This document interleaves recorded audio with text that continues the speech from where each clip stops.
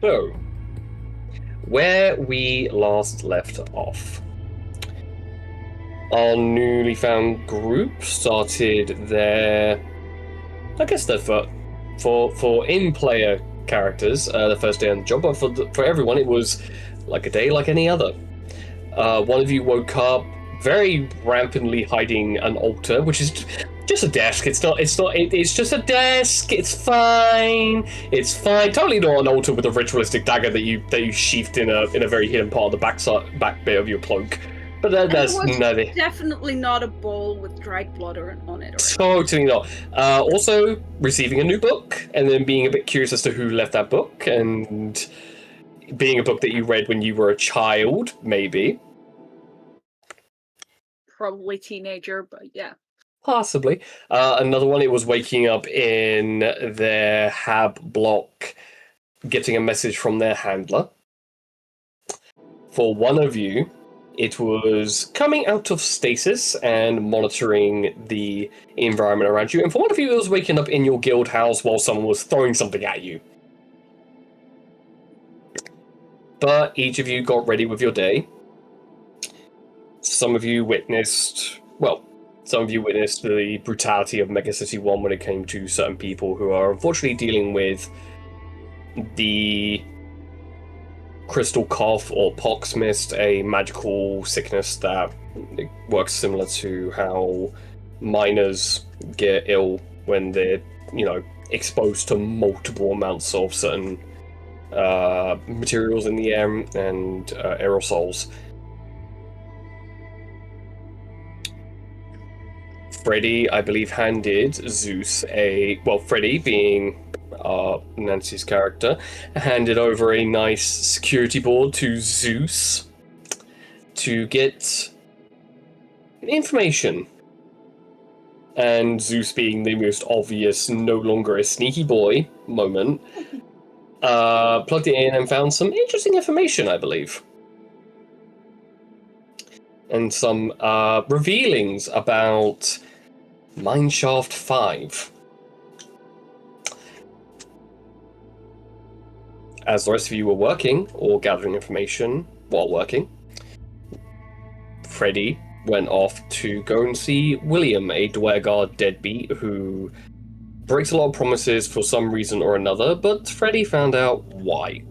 His sister is in an iron lung and is rapidly losing the suppressant mist that stops the sickness from spreading. But it's very aggressive, so time is very short at most. Elvira has a week at most left. And William came up with the cockamamie idea of going into Mineshaft 5 to go and receive canisters that can lessen the effects of the pox mist. And is going in there alone, but is more likely to ask for help, and he has asked for the group's help to go in there, as he's going in there as well. But because of Zeus's knowledge, Mineshaft 5 right now is a quarantine hellhole, and no one is allowed to go near it, as it's guarded by Vanguard Security, OTG, Omnitrade Galactic, and the subcommittee that is basically with Omnitrade Galactic.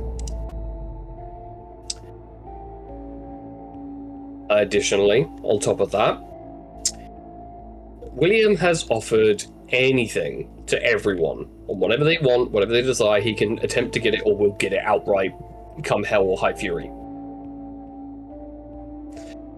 So, with that in mind, all of you reconvened at the Silver Ravens Thieves Guild and received a ghost shunt. A Ghostweave shunt that basically tells Omnitrade Galactic's global network that you are still in Sector 5, Sector 9 with Mineshaft 9, and not about to go into trespassing is such a strong word, but going somewhere where you're not meant to be and going to get something that is highly illegal and walking out of there without anyone hopefully seeing you.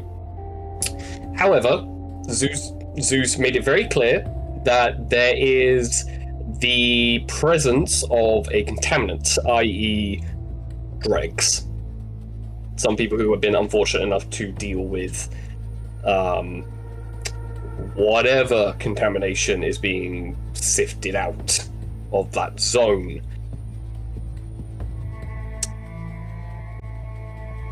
However,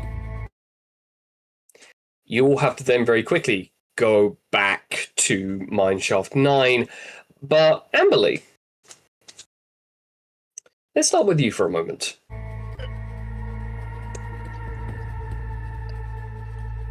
Something happened when you got your implant that basically will activate when you go into Sector 5.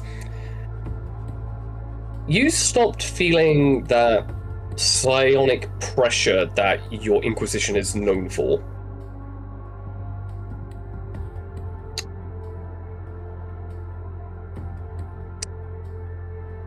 Meaning you don't get that pull whenever you're getting a message. It's eerily quiet right now for you. You can still feel your virtuous spirit floating around and literally tapping you, going, "This is fun. We're going to go and save someone." But beyond that, you don't feel the presence of the Inquisition monitoring you. That's it. So whether you feel unnerved or slightly concerned, depending on how Amberly is feeling right now, you get that sensation.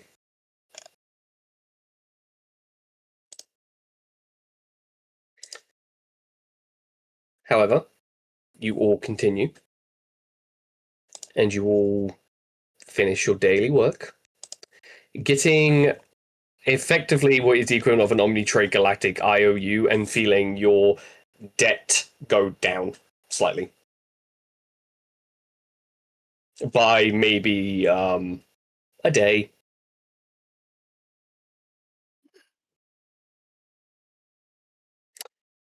And then you get your meals, which is something that has been offered to you if you should choose to get them, which is a biodegradable wafer. It feeds you for a day. Quick question. With a little happenstance that is in my backstory, there is a thing where I don't need to eat, right? Yes, that is true. So Thank you can deny it, and then someone else will get the ration. Yeah, no, I will skip. Thank you. That's fair, because you've tasted these and you're very grateful that you don't need to eat. It just tastes like nutrients and minerals. I have standards thanks to my dad. Are we in our lineup as our group when we get the rations? Yes. Then I will it looks like you take your food and I will grab it and keep it and pocket it. Alrighty. Every time you don't take your wafer, I take it. I never take it. Never. Yeah, so you get extra rations. So that's always nice. Like every single day you get an extra ration. I will say you probably have seen Zeus take a ration. You probably haven't seen him eat it or anything, but you've seen him take one. He hasn't been denying it, like Zayla has. I've taken one and then was like, no, I have standards. This is not gonna do for me. It I don't need it. Yeah, it fills the stomach. It doesn't fill the soul.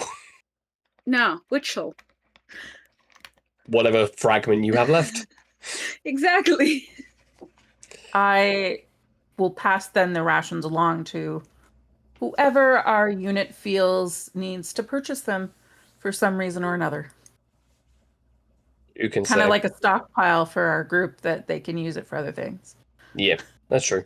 I mean, they're called biodegradable wafers, but they've outlasted numerous people. So like if you have a stock, burger.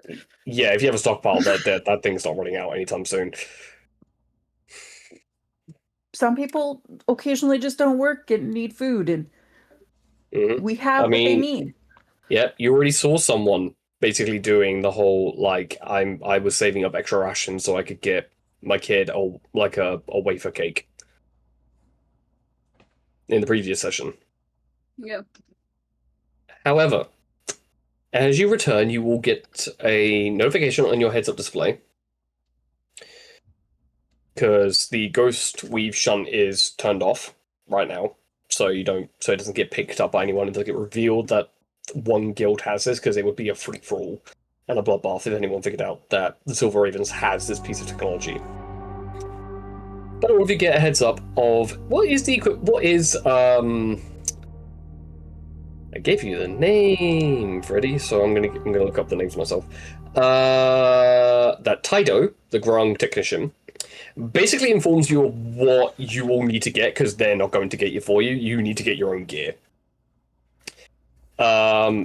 Explorer pack or a Dungeoneer's pack for one, which is very easy to get with your IOU, which is effectively gold. So whatever gold you guys have are basically credit chits of IOU. You can add 5 more onto that. It's very easy to go to a general market on the way back and pick up a Dungeoneer's or Explorer's pack. Very, very easy to do it. I do not recall what's in them, but it's all fairly standard, like climbing gear and exploring tiles and stuff, because you don't know how long you're going to be down there. However, the 3, potentially 4 other things that you will need to get in the next 2 days. 2 to 3 days at most, because that's how long it will take to work out the schedule of those Vanguard security quarantine measures to counteract them, and figure out a way for you guys to get into Sector 5 and get to Mineshaft 5. Because Vanguard security, they're not pulling any stops. You get images of drones being flown in between the grids in Sector 5. So they're not taking any chances. And those drones have guns, but they seem to be switched to lethal instead of non-lethal means. So unless you guys want to get shot up by pulse rifles, I do not recommend going in there half-cocked. Depends on the day. That is true. But you require to get gas masks with filters and pox filters. That's item number 1. The way to get them at present, and the only people who do have them, are the Lazarus Processing Company have them. Oops. Which means you either need to knock someone out or find a way to get them, and that'll be a single roll, and one person has to take that up, and then I'll let you know what the skill roll is for that, and how long it will take you to do it. I'm saying that a person can easily acquire a white hazmat suit and blend in because they know how to move like them, Zalith. So there is a potential that you can do an infiltration to get that. The second thing you need is Void Sheen Degreaser. Now, the reason why is because Taido is not taking any chances. You need something that can basically think of like a pesticide type design and style with the hose, and that is to clear away any malign stuff on the walls and floors so you don't get infected, or if you have open blood, it can actually seal up the wound temporarily. On top of that, you also need to get heavy-duty kinetic saws, because the items that you have are designed to break rock. It's not designed to break through metal plate, which is what the doors are made of. So you need something that can carve through them. And potentially, if you're lucky, heavy-duty mining uniforms. That is a sealant suit on top of that.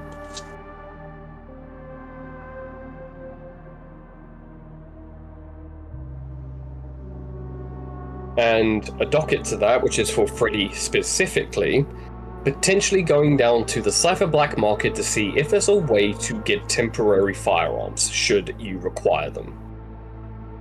But only Freddy is the one that can access that particular thread. So, Don't all say it all at once, but who wants to attempt to go and get the gas mask and filters? Feel like I'm being pushed up for that one. I stick not out necessarily, way too Hamza. much. I mean, if I can try to get that one, but I'm not great at knocking people out, I think. It's not necessarily knocking out. Your skill set is stealth, persuasion, or intimidation. Ah. Yes, Hold on. it's a single skill-based check. Alright. Well, I'm bad at stealth. I'm bad at persuasion. Bad at intimidation. I'm pretty decent at deception. If you can give me a reason as to why deception would be the better choice, you may do so now. Well, I mean, if I'm going to be trying to move like them and trying to sort of fit in like that, that is more deception than persuasion. That is true, but that could also be counted as performance. Or stealth. Yeah, even. let's look. I've got a +3 on everything except for deception in this whole shebang. Okay. So I'm not that great at shit. I mean, I got a +3 on stealth. I also have a +3 on performance or persuasion. It's That's not bad. I have different Mhm. specialties. So in that case, I'll Maybe allow not me. I'll allow the deception, but the DC's gone up by 2. So might as well just roll the persuasion because that's the same thing. I need the same number on the die. Potentially. We shall find out. I mean, I could go. Alright. I could I mean- go. But whoever goes and does what, they can't go and do anything else. Oh, Yeah. okay. But But Freddy, you maybe have we to should go just to the black market. yeah. Mhm. There's like certain people that have to go to certain things. Is there any other things that have a very specific person going for them? Heavy duty kinetic saws, Zeus can very easily go into the industrial zone and get them, and potentially, if he rolls high enough, he can actually pick up heavy minor uniforms. So that would be Yeah, with the a void, no-brainer. with the void sheen degreaser, Amberly, considering Amberly's training, would know that the Vanguard Security Solutions have them in a refinery. Yeah, no, I'm gonna just get us those filters. And the mask. So let's just hope the others are kind to me. Alright, first roll of the session, no pressure. I can't give her guidance, can I? If she's going No. off. Yeah, that's what I figured. Well, you can, but your DC goes up by 2. Yeah. Nah, luck. You got this. The way I'm running this particular campaign is that there's a risk to everything you do. Yeah. So if you want to give aid, the DC increases. If you're trying to do something and give a decent reason, the DC will fluctuate. However, I'm scared of my dice right now. However, if you roll low, but it's within, say, 3 or 4 points, you can attempt to push, but I'll pluck a threat. Oh no. Alright, which die should I roll? A D20.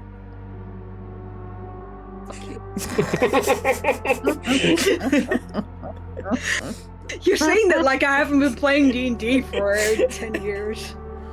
Just a open to that one. Bitch. I got like 60 20s in front of me, and I'm scared of all of them.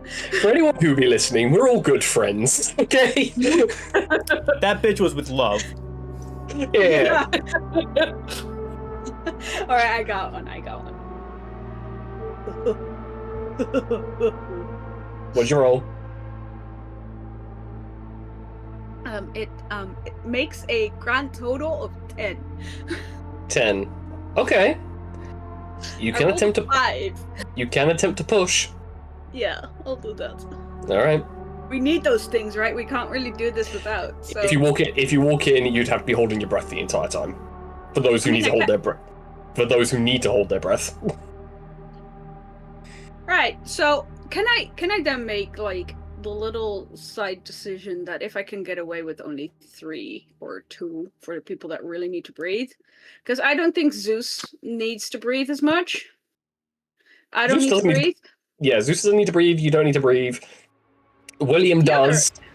Yeah, so if I can get away with like enough so that at least the people that need to breathe have them, Mhm. and if I have 1 or 2 less than the party size, then me and Zeus can go without. That's fair. Okay. So I'll just say that, hoping to. Yeah, the DC's gone from a +2 down to a 0 again, so it's now the baseline DC. So is pushing Alright. it essentially just forcing a second roll, an advantage roll, basically? Advantage roll, but I pull a threat. Okay. So Yeah, there's, so there's a risk. There's a negative consequence to it, Yeah. very likely. Mhm. All right, I'm gonna try this again. All right, this is better. It's a 15. 15 is exactly the DC. Okay. However, the threat is you became way too curious watching a Lazarus processing individual take off his mask, and you were there for much longer than you needed to be. And do you want to know what you see? Yeah, sure. Let's horrify me. A blank face. No nose, no eyes, no eyebrows, no mouth. Like a Just- mannequin face, like just yeah. Yep. Oh. Living. Why does every campaign so far has had scary mannequin faces? I hate it. As he removes the white jumpsuit, the white hazmat suit, you notice it's a living person. It looks like he's breathing, except that instead of an elbow, there's a joint. And you look there and you realize, oh, that's not a joint. That's a ball of bone. Ugh, Good. That's Robin's horrified. That's exposed. That's exposed. Like it's an actual exposed bone with no skin There- around it. I mean, to be honest, with the little curiosity killing cats thing going on in my brain right now, there's a lot of dead cats going on because I am watching this hypnotized. Oh yeah. Like everything there is. So yeah, somebody come save me because I'm gonna just watch this whole thing go Yeah. on So you forever. watch. Here's the thing, though. You watch them put on a standard miner's uniform from Mineshaft 12, and they open their locker, and there's just 3 faces, and they pull one off and put it on, and they materialize as that person.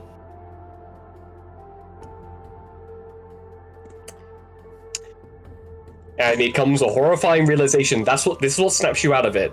Zilith comes to a realization that every single mineshaft potentially might have a Lazarus processing company member just wandering Have in I each mineshaft. gotten one of because you said I get like that kind of like staticky thing whenever they're nearby? Have I gotten that from any miners?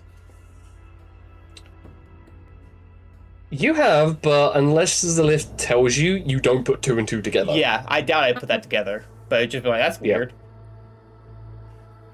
I mean, I will be because curiosity is going absolutely haywire in my brain as well. I will at some point be enthusiastically telling the group about this because Yep. Jesus, that's cool. Unless the dice decide something else. But another side note. This Lazarus person turns around and sees you standing 5 feet in front of them because you got a little bit too close and a little bit too curious. They turn and they look at you. Their head tilts. And then you see them press something on their throat and it goes, "Good day." And then they just turn around and walk out. How, Okay. how many masks did you get, by the way? You managed to grab 8. 8? Damn. I got 8. 8. I'm good. 8 with exactly 12 filters. 12 filters. However, 3 of which are cracked. That's the threat. So if you're not careful, because this is for the outside perspective, there's a crack sealant in 3 of them on the inside, and you have 12 of them. So 3 of them are not usable, and you don't know which ones are which. Oh. However, I will say this: the locker was left open. I was about to say, how dumb can I be? I'm gonna just throw 5 vicious mockery points my way in this, but at this point in time, my head really is just a place to hold my teeth. I want to see if I can steal one of those masks, those face masks. It's open. Just steal all of them. Well, roll me a sleight of hand first off. Be nice. Be nice. Ooh. 21. When Zilith is doing something highly illegal, completely high rolled, it builds up. It builds up over time. You grab what looks like a very masculine-looking face, and you turn it around, and it's just a blank Caucasian color. Yep, you put it in the box, and it's weird because it has like a film kind of feeling to it, like kind of weird microfiber feeling. That's what it feels like. What's the other face? I'm sorry. I'm gonna fuck this up for us, just, because No. eight's not a positive number, alright? 8's a very positive number. No, it's 8 gas masks and two faces. The other one you look at, and it seems to just be looking directly at you. It's a feminine face, and she looks somewhat familiar. Maybe a miner that you sat and had tea with in the cafeteria in Mineshaft 5, or someone who got very interested in you for some reason that you may have may disappear, allegedly. It's weird seeing their face again. Okay. Would like to point out there is also the Lazarus processing hazmat suit as well. I'm weak as fuck, so I'm gonna be like needing somebody to help me carry all this shit at some point. You can put the suit on and just not have to stealth out. Just walk out. Yeah. So you put one of the gas masks on with an empty filter, because you don't need to breathe, and you just walk out like a Lazarus company and just look at I do everyone. take that other mask. I know. You with that 21, you are able to grab both of these faces and walk out with a duffel bag on your back, because Lazarus Company tend to have duffel bags on their back, which might be filled with body parts or people or equipment to clean up. But you walk out with this, with eight masks, 2 faces, and 12 filters, 3 of which are broken. You just can't tell which. 2 faces. That's never gonna be. Quote unquote faces. I just walk out with mask of many 2 faces. I just walk out, not many faces. I just walk out with 2 faces. Mask of singular face. Extra faces. Yeah. Because that's what a person needs in their life. 2 extra faces. Mm-hmm. Yeah. Alright, I am gonna keep those 2 faces to myself though. But the rest of what I've seen, I'm yapping. I would say, because those masks are, so out of left field, no one would be like, hey, did you happen to get anything weird there? No. Yeah, so you get that, and then Zeus, it comes as a horrifying click to you that anyone you've walked past that gave you a weird static whiplash in Mineshaft 9, you realize is one of these, quote-unquote infiltrators, because you don't know exactly what to call them. And the fact that they are organic mannequins is also quite unsettling.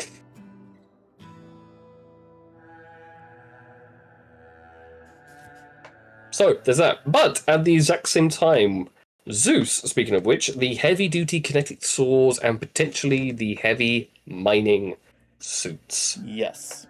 Or sealant suit. So, these would allow you to basically walk in there without any issue if you get the suits. Because basically they are air-sealed, and the gas mask would be the final component to allow it to be a fully sealed, heavy industrial hazmat. which would add an extra 8 hours of oxygen on top of the 72-hour oxygen that the filters give. So it would nearly be an 80-hour oxygen reserve. Okay. And also would allow you to carry the heavy-duty kinetic saws a lot easier, because they can attach to the exosuit on the minor suits. The difference is that you are fully aware that you can blend in and pull them out and almost make it look like a routine, I'm just getting new equipment. Yeah. But that requires a stealth check. You can attempt to hack into the system and get a bunch of automated robots to do the work for you, which requires a tinkering check. Ooh, okay. Or you can do a tinkering check with a higher difficulty. However, you might set up a localized robotic revolt as a distraction while you just quickly go in and grab everything and leave. That's the higher difficulty one? That's the higher difficulty one, yeah. 'Cause I feel like it's more difficult to program to specifically go get the equipment for me than trying to cause the revolt. Each one has its own DC. It's just that one's the higher because it requires you to literally connect to the Omnitrade Galactic Network directly. Ah. Uh-oh. Because you are then going into, as much as I hate to do this to you, you will be delving into the Usanigli part of the network. Yeah. Because they are a third-party shareholder. So they're the ones that have set up this neural interface. If I do the revolt, could I use the opportunity to take extra things besides just that? You may.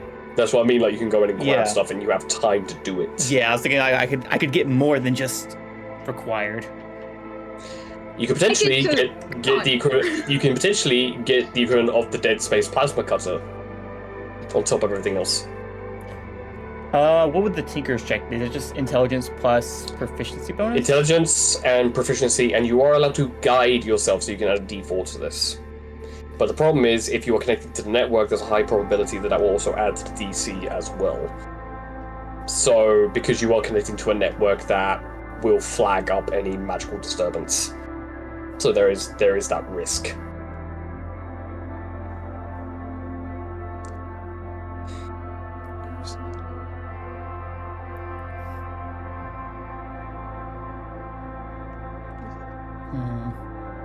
Oh, please. If it's frozen and gone a bit weird. Please repeat if you said something. I was thinking. Okay. I was physically frozen thinking. I just had a brainwave. My brain Okay. is now having a very wild theory. Okay, so Okay. that would be a. Okay, so it would function like what's it? Proficiency, essentially. Mhm. Okay. Mm-hmm.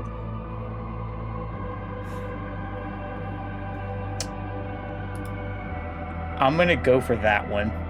For You're the gonna go for revolts, yeah. the revolt? Alright. Can I Alright, see we. can I use Hmm? part of the that ghost weave technology to try and bypass flat That would give you advantage.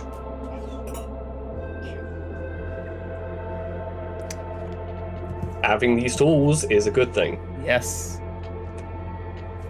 All right, so advantage. Mhm. Tinker's check with Mhm. guidance. Mm.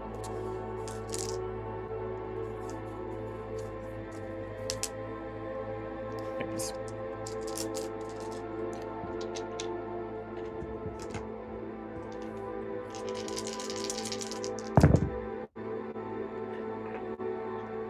Why are my dice terrible? I was asking myself the same question. Okay, what'd you roll? That's just a 14 with the advantage. So I'm thinking I might have to push it. Alright. Because that was, I shit you not, I rolled a 3 and a 5. I got a 4 on the D4, so that was great. But like, God. Yeah. I know the feeling. Sorry.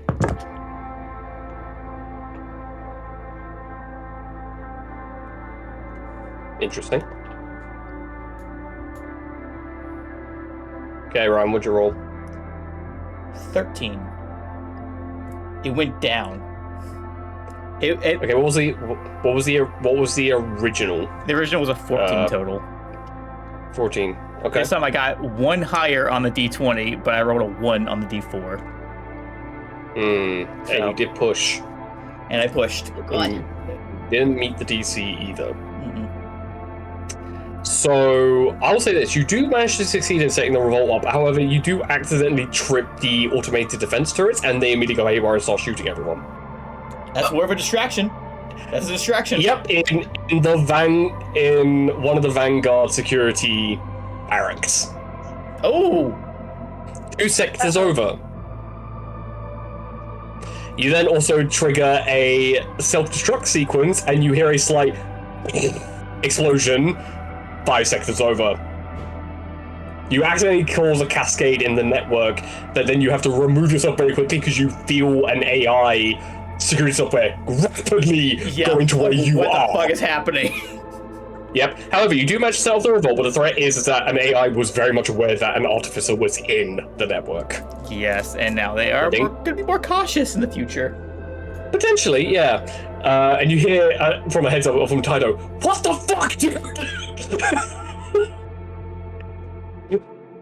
Just from Tydo screaming at you down a speaker of like, "What the fuck, man?" They had a very impressive firewall. Apparently, but you managed to go in, and I will say, you do manage to get the heavy-duty kinetic saws into a crate and put it onto a grab pulley.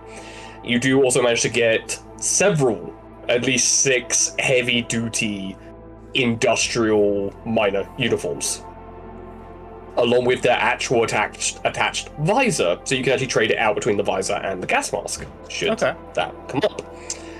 Additionally, you managed to find a few automaton parts that you might want to attach to yourself, should the need arise. One of them is an extra hand. Okay. That goes on your shoulder and can actually have something on top of it that becomes a hand-free gun turret. It could be modified to do that. You also managed to get an industrial laser cutter. Now, that's a 2-handed heavy weapon that can cleave through metal.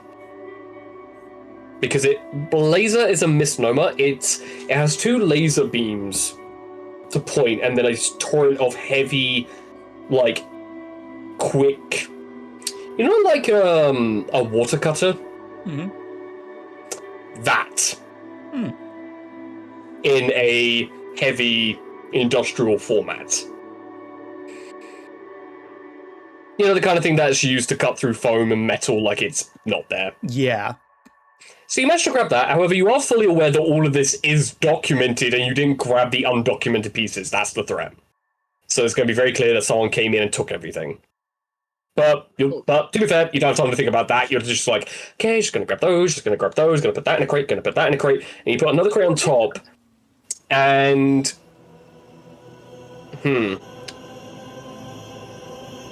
You find a coffin crate. Coffin crate. Mm-hmm. What is that? You mean Just has specifically- Justica. It has Justica on the bottom.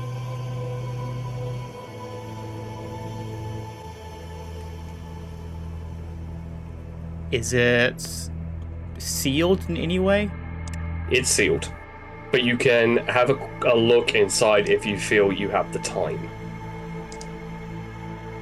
But you can look through the glass, like wipe the cryo dust off the glass to see if you can see what's inside. Yeah, I'll look inside.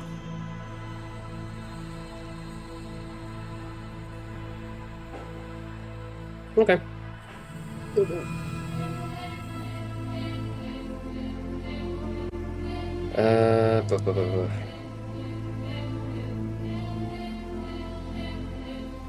Now, I'll send this to you of what you see.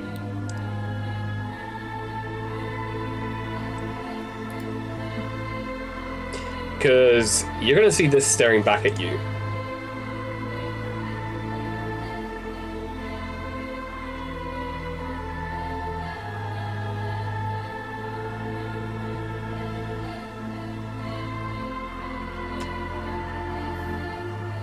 Have I seen that design anywhere before?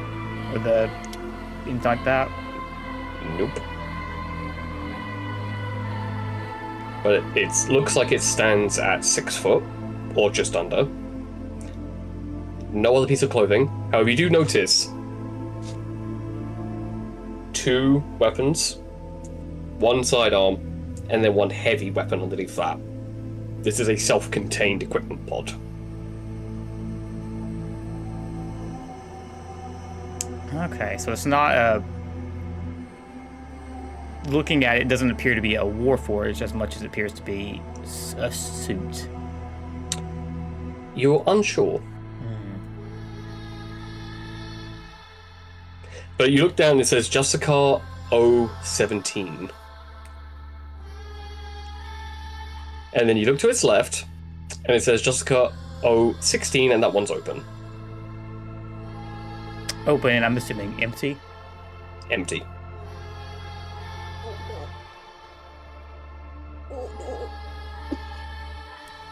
What are the odds I could take the coffin? The occupied one. You can test it, but then you look down and you notice that it's just 17 and 16 here. You don't see any others. But looking at this, you kind of get a gauge, like literally like a gauge of like, you kind of like do an outcropping.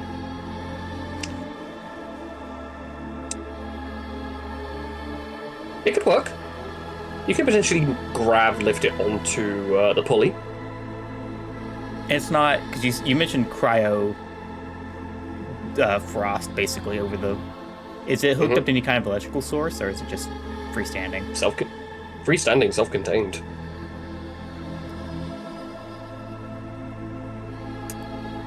I'm gonna try to load it up on the grav lift, and as I do, search it for any kind of trackers. None that you can tell.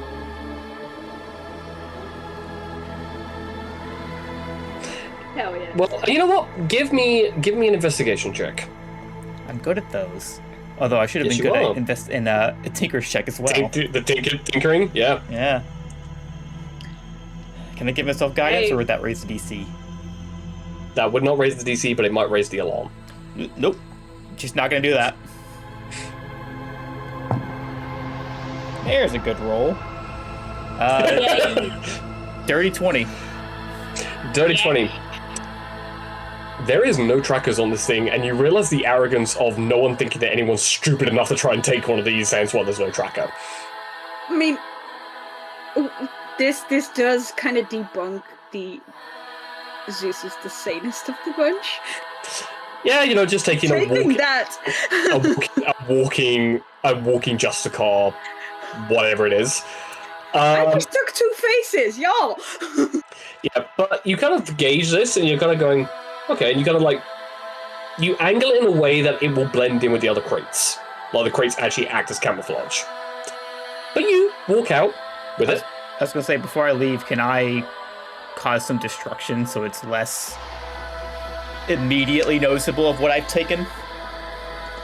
I'll say you get to the exit and you're just gonna go, boop, like press that of like a quick like, almost like a flare going off, and then a bunch of turrets activate and just start shooting everything else that isn't a living target. They just start shooting the equipment. Yes. And as you walk out, you hear this loud explosion. You realize, gotta go. And the rest of you, later on in the day, the Vanguard Barracks Epsilon goes up in flames as the fuel line gets ruptured by accident. There was another accident in the medical ward where the automated defense turrets miraculously went absolutely apeshit and started shooting all the patients. destroying many million credit shirts worth of equipment, including several iron lung boxes, and destroying a canister depot that was attached to the hospital. So that hospital is now quarantined because it's now filled with pox mist. Oopsie. Because they were trying to figure out a way to synthesize it. Whoopsie daisy. Additionally, on top of that, Vanguard security was absolutely dismayed and horrified when they came to Sector 25 in Megacity 1 and finding an entire HAB block had a mana flare incident. At least that's what they're calling it. But as Taido looks into it, someone accidentally overloaded the heating system and caused everyone to melt, killing 3,000 workers. In my defense, why does the heating system get that high? It doesn't normally. That's like a fault in their system, to be honest. Completely. Yeah. But in your little hab room, you set up this Justicar 017 coffin that barely fits in. So we'll get to that in a moment. But draping a sheet over it. There is no sheet that you could put over this thing that it would not stick out like a fucking sore thumb. Yeah. So, hopefully Amber Lee's mission and Freddy's mission will go less catastrophic. The Void Sheen Degreaser. Now, Amber Lee, you are fully aware that this is in another Vanguard security depot. So you have a choice. Stealth, Intimidation, Sleight of Hand, or Athletics if you want to literally beat the shit out of multiple Vanguard security soldiers and just walk right in. Or, if you can narratively tell me why one of your abilities would be more suited to the task, you may do so. I'm just going for athletics not being suited to the task. Okay. I just had the thought of like, oh, I should have thought of like if I could have done something narratively different, but I'm like, Tinker's Check was my narratively best option. I just fucked it up bad. Yeah, and now Megacity 1 is looking for a terrorist. Just add it to the list. You know, I feel like my thing didn't actually go that bad. You want to go that badly? It's just the fact of all of you hearing everything of like, I may have done some minor incident stuff, and then you hear on the news what actually happened. Anyway, You didn't kill 3,000 people. Oh, I didn't. No. no. Technically, you I just... didn't. The heater did. No. The aircon just didn't work. It happens. No, more like all of you came to the realization that there is a, the heating system can be used as a, scrubbing system to clean out any excess germs. Because there was nothing left. There was like a red, like sludge on the ground of where people were standing. Oh, then it's not that bad. It's still pretty bad. It's really bad. It's really, really bad. I feel like I should say that my mission didn't go that badly when we take it over. Comparatively, this, yeah, yours was better. Yeah. So, Amber Lee, what are we thinking? Stealth or intimidation Or athletics, or something that you could tell me that would be narratively something that your character would attempt to do to get Void Sheen Degreaser. And bear in mind, a success on this is getting at least 2 canisters of this pesticide style stuff.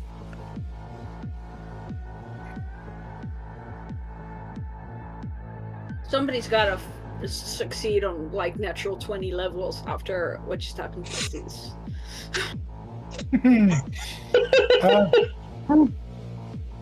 Somebody's gotta. With what happened with Zeus, somebody's gotta just roll like 3 natural 20s to compensate for it.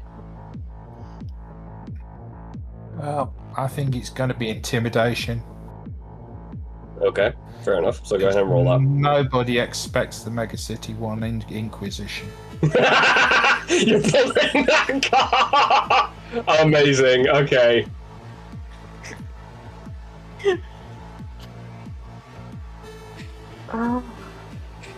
Okay, so let's see what you roll. Okay, she's basically going to go in there using all of this shit that has occurred with the Vanguard stuff doing there, and she's going to say there's an inspection to make sure nothing else has been stolen by the Terrorist? Yeah.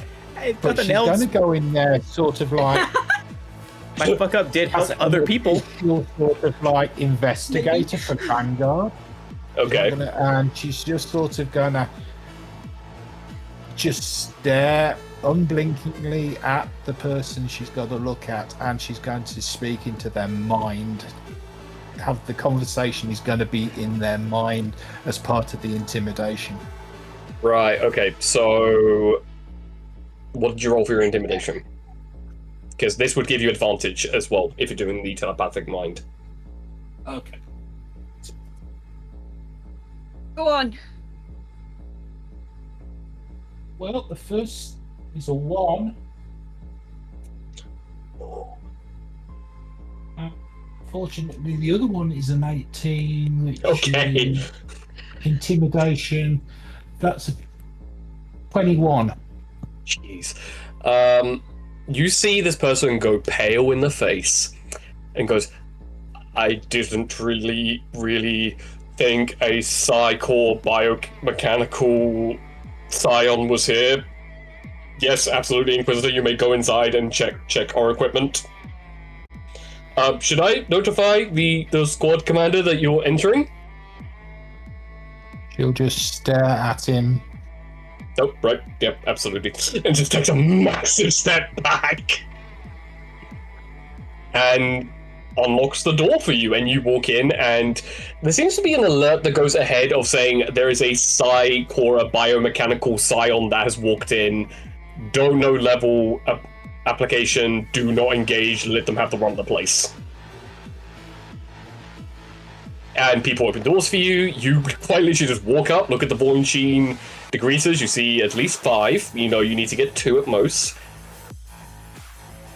You also see some, to your standard, some unmanned pulse rifles that have been just hastily placed on, of all things, a footlocker bench.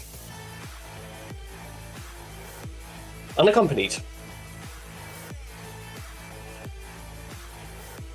Okay, she's gonna. Is there any?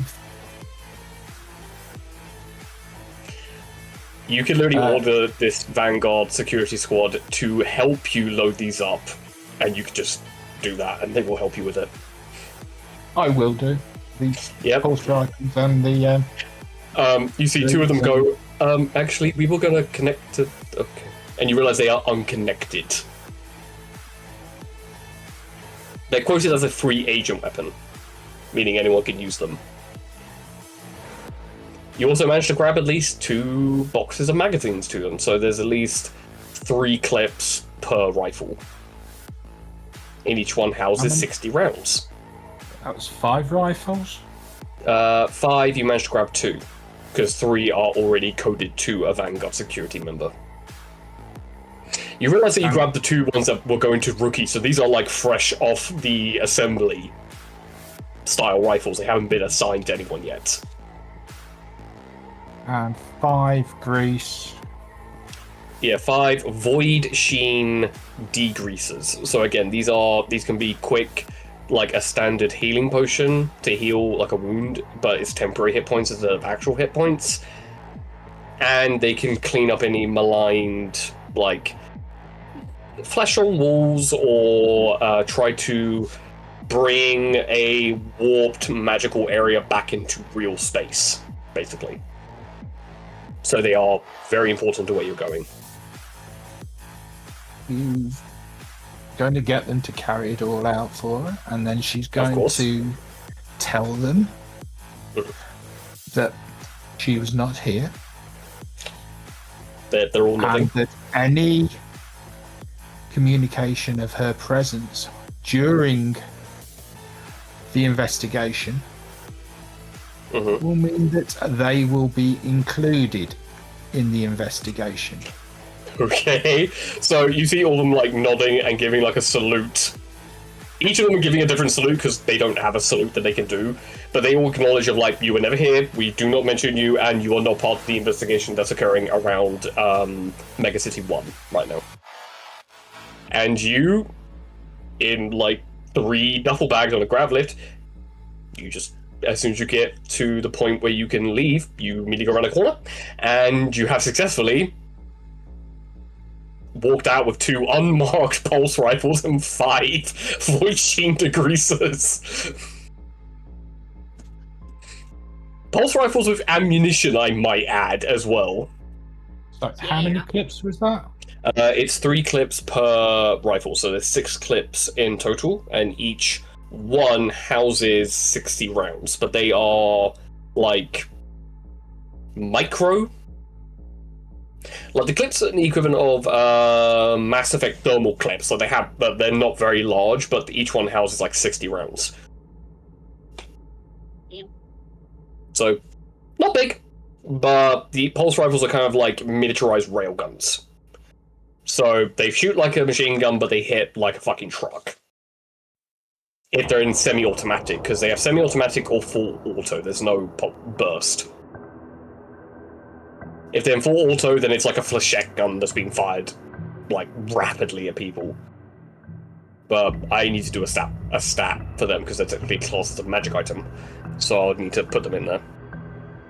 But that's just me. Ben, I probably couldn't have done it with that plan without the alerts and everything. Yeah, like, that's why the DC was very, very, very low.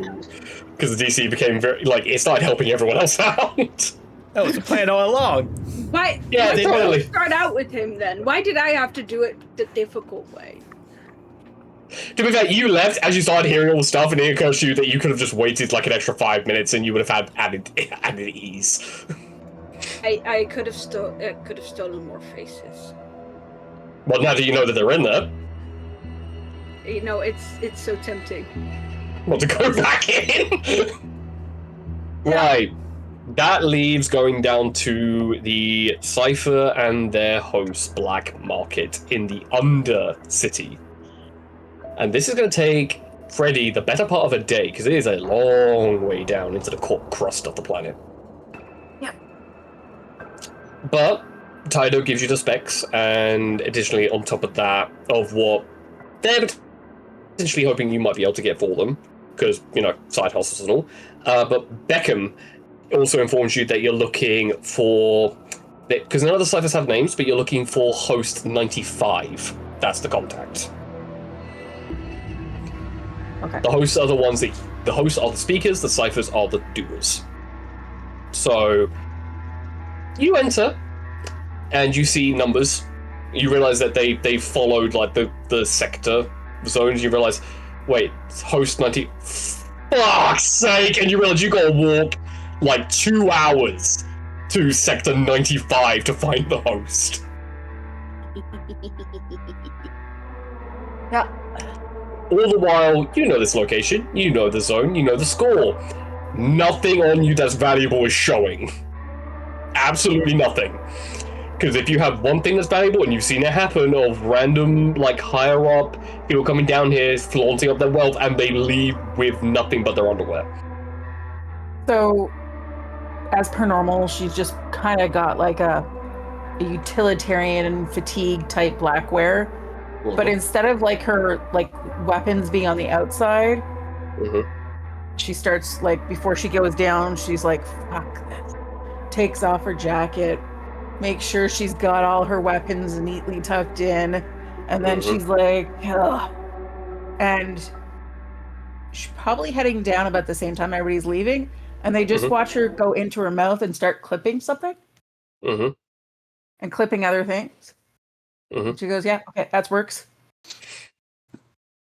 Okay. And then she just takes jewelry, and because most of you left so quickly, you don't see it, but she just kind of rings them around sides of pieces. So if she's hit somebody, she can really hit them from like an armor check, but they're gonna get like the jewelry stuck into them, so that she's showing nothing. Okay. So the elevator stops at sub-level 91. That's how deep the market goes down in the Undercity. As it opens, obviously the wave of stagnant heat hits you. It's not uncomfortable, but it's just there. And you walk out, and the smells of meats and spices and incense and scented candles and all sorts. And you hear guns being fired off in the distance as a gang war is taking place, which is standard. There's no Vanguard security down here. There is, like, the Cyphers and their hosts hold this place with an iron fist, and if there's a gang war, you pity whoever started it, and you also pity whoever's going to finish it. Because once a Cypher goes there, they are like... It's hard to describe a Cypher without making them look like a Mechadendrine Terminator nightmare. Because the Cyphers are the ones that are the doers. They go and sort that shit out, and they will leave none alive and take all their gear and sell it.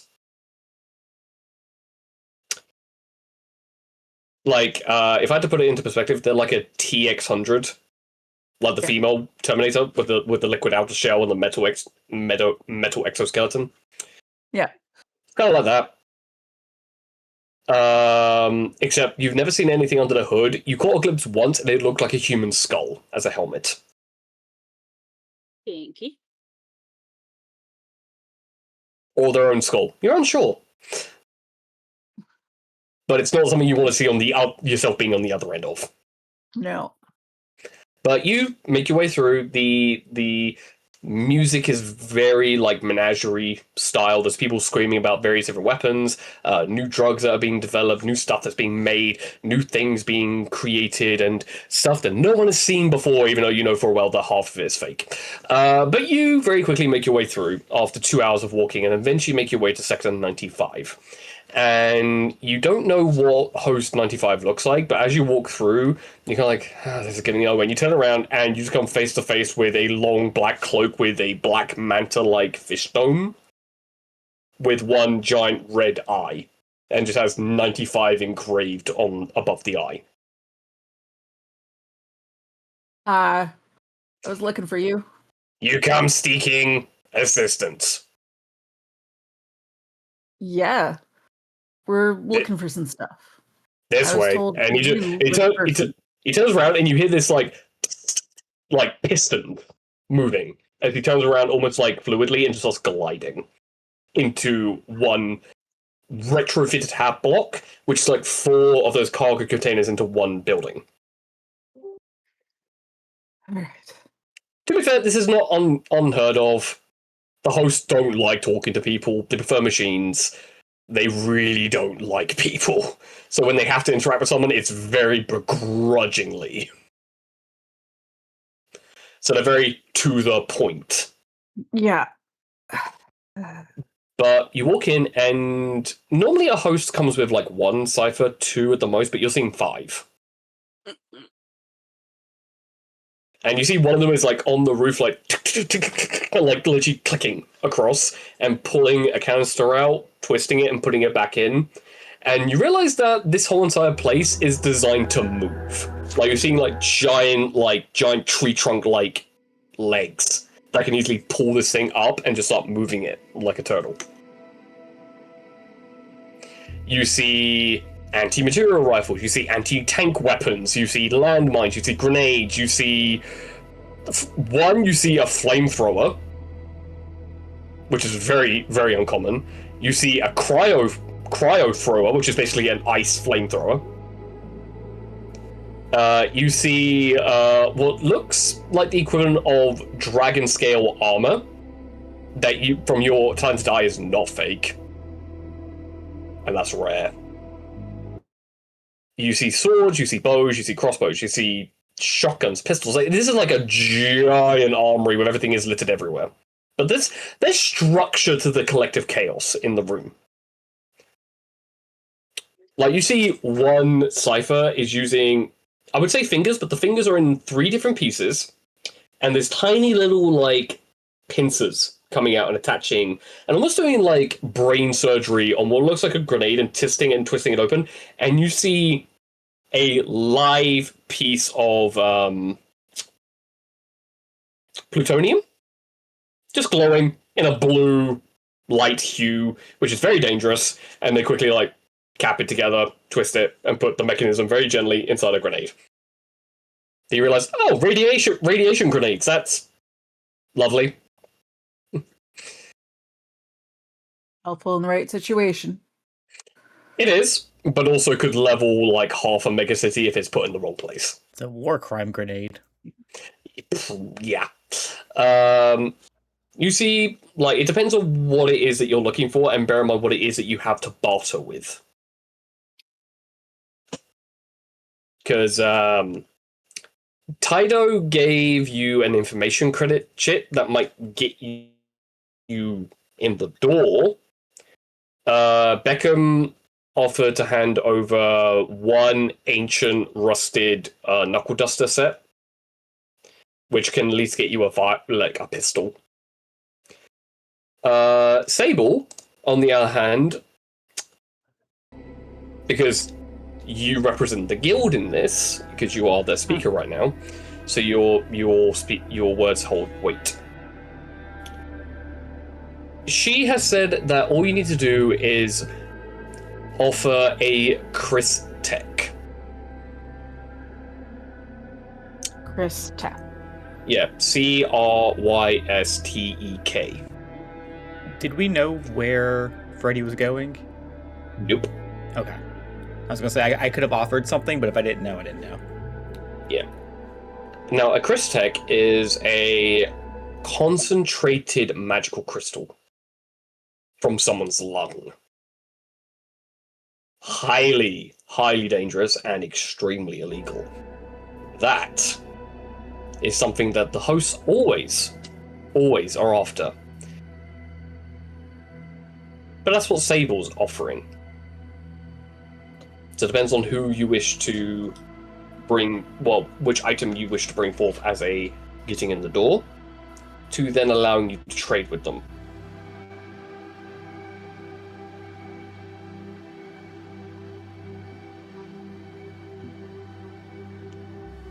When I saw the host, I put on the dusters. Okay.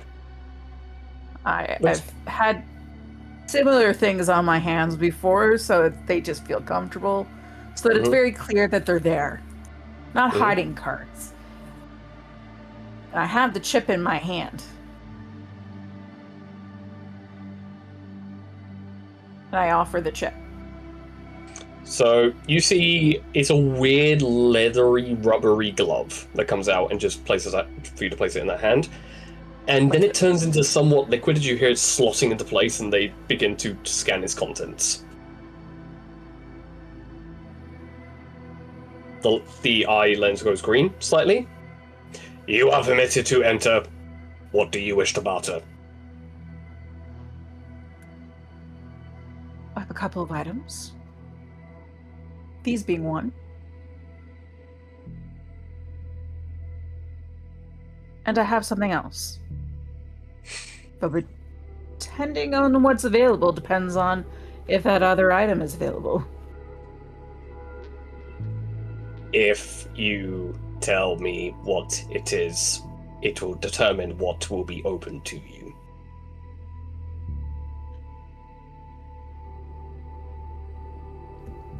By the way, Jake, your camera's frozen, and it's working really well for this voice. Oh. Because you're just like stationary like this, there's a straight face, and it's working great. Oh, dang it. Okay. It's unfrozen now for us anyways. What? Yeah. Okay.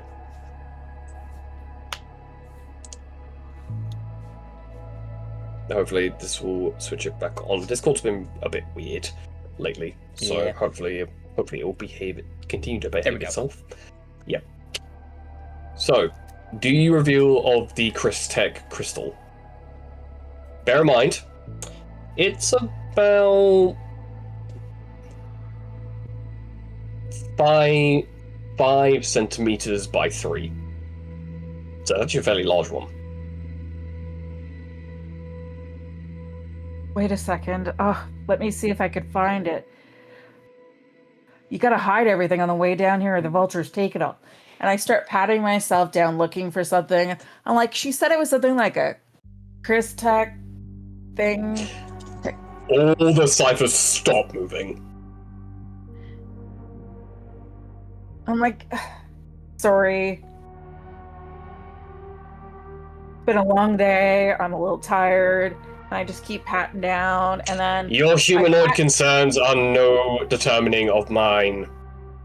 I pat down where the crystal is, Mm-hmm. so you can see how large it is. As soon as you do that, the ciphers turn their heads to look at you. Well, turn their heads under the hood to look at you.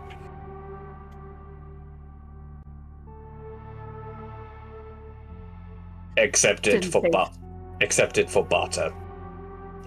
And this thing just turns around nonchalant, but you can tell that there is a bit of agitation to it because they're wanting it, but they're also aware that they need to bring out the premium stock, at least what they have as premium stock.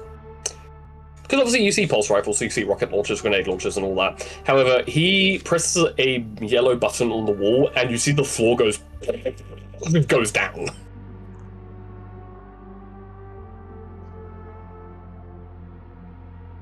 Proceed. I walk forward. You look down, and it's a neon-lit up, like ferrocrete stairway. Very smooth. Leading to a door. I start walking down. Nothing just behind you. You gather that the ciphers go back to their work. And Post 95 just watches you go down and then just quickly just turns around and just goes to the door and you hear it lock. And then turns around to go back against the door. Yeah. I get down to the door and knock. As you go to knock, the door almost like has like a series of nanites and it eats away at itself and opens. And you come into a sleek by 100 feet by 50 feet room. And at the far end is a host. But the host has a deep indigo color lens to it. And 3 smaller lenses that are continuously shifting and moving. In a pure white robe. Any number on the host? 0 minus 003. Okay. I walk forward. Well, my dear, this is a very interesting conversation that we must have with the item that you are willing to barter with. I'm sure you know where I come from even before I stepped in. But yes, we are definitely looking for more than a couple of things. Well, hence why you've been given access to sub-level 3 of Sector 95.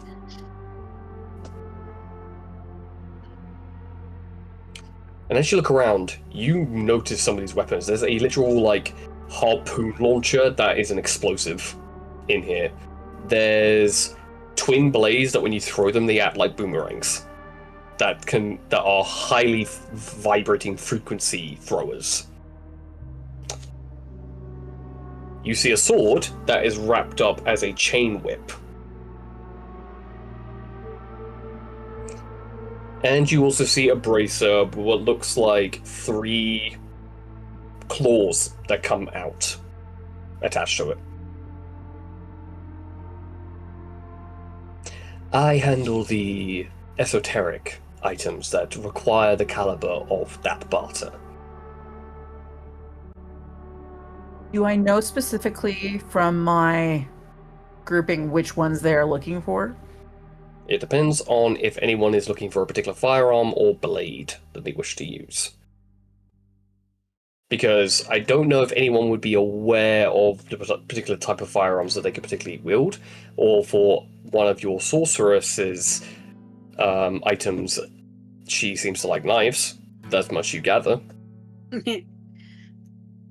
For your very insightful humanoid companion who seems to have an air of an inquisitive mind against her, so Amberly. It depends on what Amberly, if Amberly has relayed what it is that she's after, considering her background. And for Zeus, you have no fucking idea. You've never really seen him use a weapon, so you're unsure. I suppose it's a question of whether Amberly would have pistols supplied by the Inquisition. She would not have, considering the legislation that comes with trying to house a live pistol in Megacity 1 on Corvus 3. But if you are able to acquire one, it's very encouraged that you do so by any means. Question is, would you have told me knowing that I know But things? if she knows you're going after weapons, she would have probably asked for 2 pistols and a sword. Okay. So I will say this, you don't know where Freddy is going, but you are aware that she's going to go and grab, well, they're going to go grab weapons.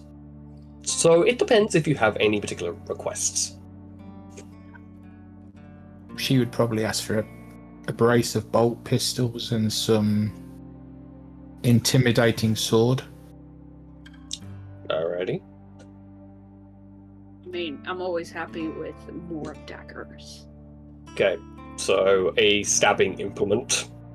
Just Quote, unquote. small, subtle. Yeah, small, subtle, and can easily hide. I have things I say need it that for. Mm-hmm. A sword whip sounds very Amberly-ish. I can't imagine why. It's very like it has two modes, a whip mode and a like sword. So I look at the sword and the daggers, and I also look at the brazier. I'm interested in several of these.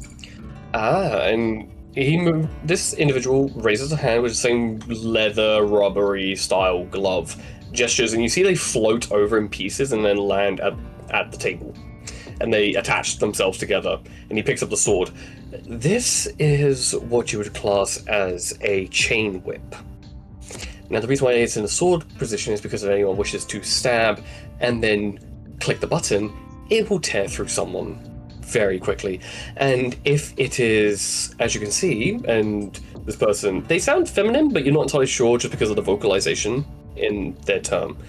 And they pull it out, and you register that there's nothing handling the sword between them. It all seems to be kind of like a sub-harmonic magnet that is attaching the whip together. It allows it to extend at least 20 feet should you wish to hit someone from far away, and also can allow you to entrap and pull someone towards you. I will admit, though, it is quite painful. And it also comes with, and pull from the pommel, they pull out what looks like an earpiece that looks like it goes with the same vibration as your skull, and that allows you to subconsciously control what the blade does. Nice. I But reach that's only behind my part. back, and I pull out some documents that I carry, and that book that I carry that's like partly in my coat, and I flip through it. Yeah, I like this one. It matches that. Okay. Very well, and if you're referring to pistols, we have a wide array, but if you could give me a few keyword descriptions, I might be able to narrow it down to a certain selection. Double-handed.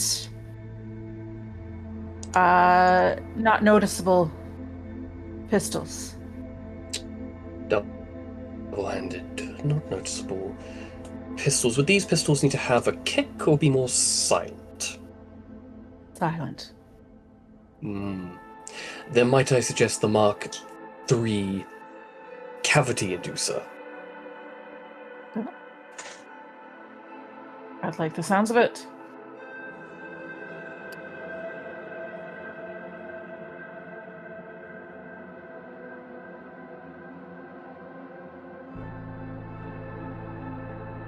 So, what they produce.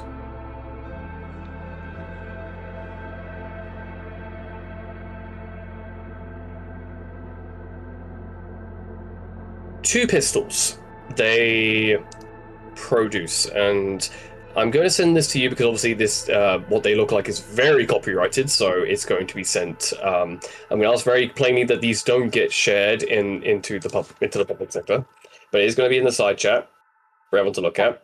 So two of them. But yes, all the creepy dreg looking things. You have to look at the bottom one. I mean, I Once it won't, loads. I won't share it, but also I think it'd be fine. Like, Is it? yeah, we're not monetizing. Two, it's fine. Well, Yeah. that's So you see these two pistols, and as this host -3 goes to describe, these are what I would like to call a cavity, a lobe cavity inducer, as they seem to don't miss when you fire at them at the head.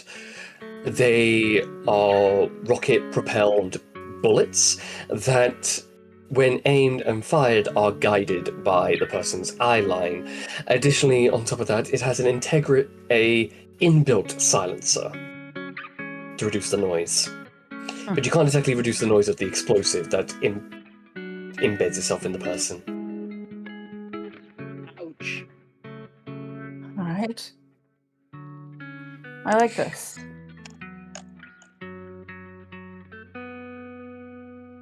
What about something that's a blade that is tiny but mighty, and something somebody could easily use as a butter knife, just as much as they could use it as anything else? Quick, easy, butter knife. I might have something for that. Please bear with me. And they come back with a box.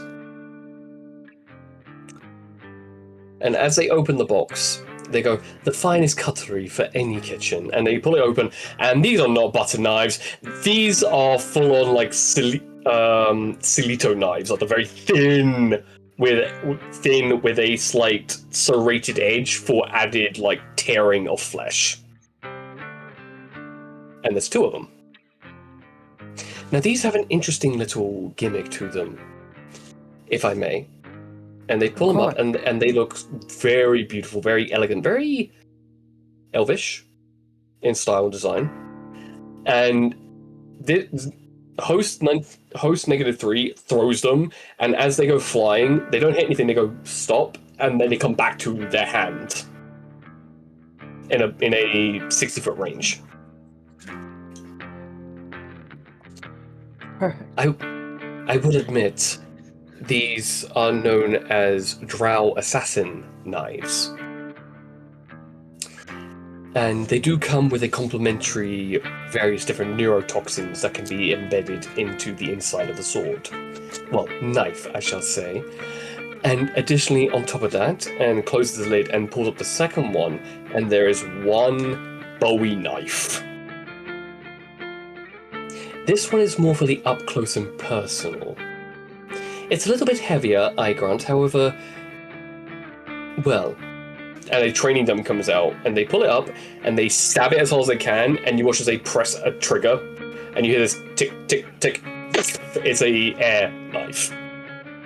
It releases high pressurized air into a target and vacates. I think think that would work for that individual? Wonderful. I do have other options, but I have a funny feeling that these subtle are much more suited. I feel they love to go between both, depending on their needs and wants. That is perfectly understandable. So I put those kind of aside. Mm-hmm. Now, I have an individual who we are acquaintanced with, or at least I'm acquaintanced with, who likes data sheets more. So I figure something weaponed that is more electronic in nature might be their caveat. They're a warforge of sorts. Now, would this be something they would want to integrate into their person? Yeah, okay, it's very much that, I will point out. It is very, I'm so glad someone picked up on the reference. Bold. Precise. It is very John Wick. Yeah. This person's very, very John Wick coded. But it's only because you have the proper item that they would want. Then might I suggest the tech gun? And they come back with what looks like a pistol that has several attachments that can go from pistol to rifle to shotgun to sniper. All right. And they place it in front of you, all these different attachments.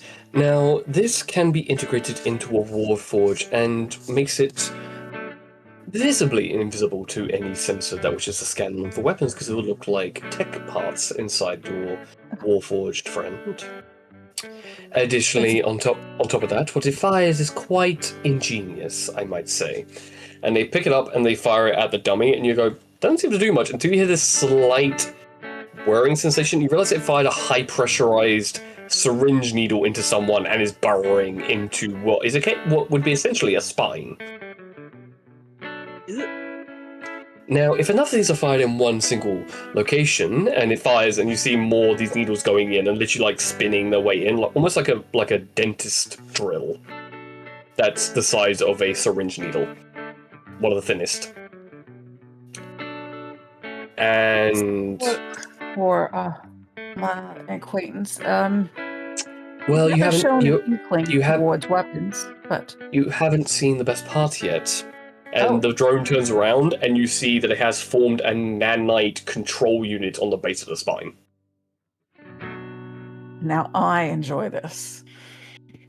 But this is specifically for something that a Warforged would need to integrate into their system. Additionally, we do also provide the ammunition as well as a neuro interface. Unfortunately for the individual that gets targeted with this, it is very painful, I'm afraid. Well, pain is something people have to kind of expect in this world. Isn't it just? But the interesting thing about this is that it goes far beyond than just control. And you see them point and shoot it into themselves, and you watch as it maniacally structures into turning their hand into a temporary blade.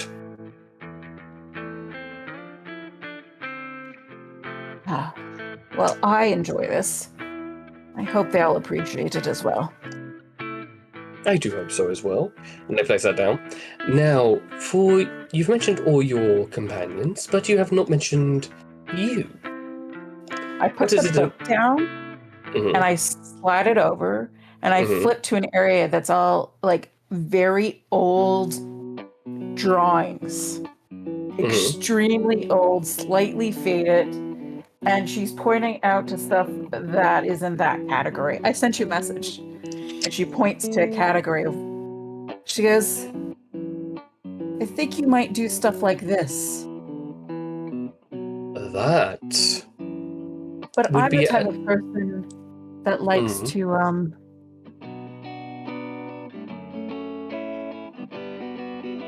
like a little flair, but I like weapons, swords, daggers, rapiers. But in this family, and I show the family because that's of weaponry, and then I and I kind of show the way that all these things work, and then I point to my hand again. I like things that look like one, but are something completely else. Might I suggest a clockwork blade, then? For you in particular. That might work. And they pull out this very steampunk-looking sword, and as they tap a few buttons, it shifts into a knife, into a short sword, into a hand axe, and then as he twists one button, it turns into a pistol, and then shifts back into a sword. It can also, as he taps 2 buttons, and turns into a phone. It can be used in hidden purposes. Does for what I need. As for the other request from the schematics, that would require something that your Crystech crystal could not provide us. But should we come across it, we will give you our bartering price. That would be most welcome. Of course, we are nothing if not amicable. I fold everything back up. Mm-hmm. I turn around. You can see that I reattach the book. And because I'm lifting up my jacket, she can see what's marked on my back. Mm-hmm. And I go, there's places, as you can see. Ah, I see. Well, I shall keep that in mind in the items that I will be looking for, and will notify you should something come up. That would be most appreciated. Now, I do wish you the best, and please do inform us if these items are to your liking. Knowing that you aren't always the most in need of us to personally be here, would you rather us send you a message or personally come? Oh, I will get in touch in around about 48 hours and see if they are to your specifications. Understood.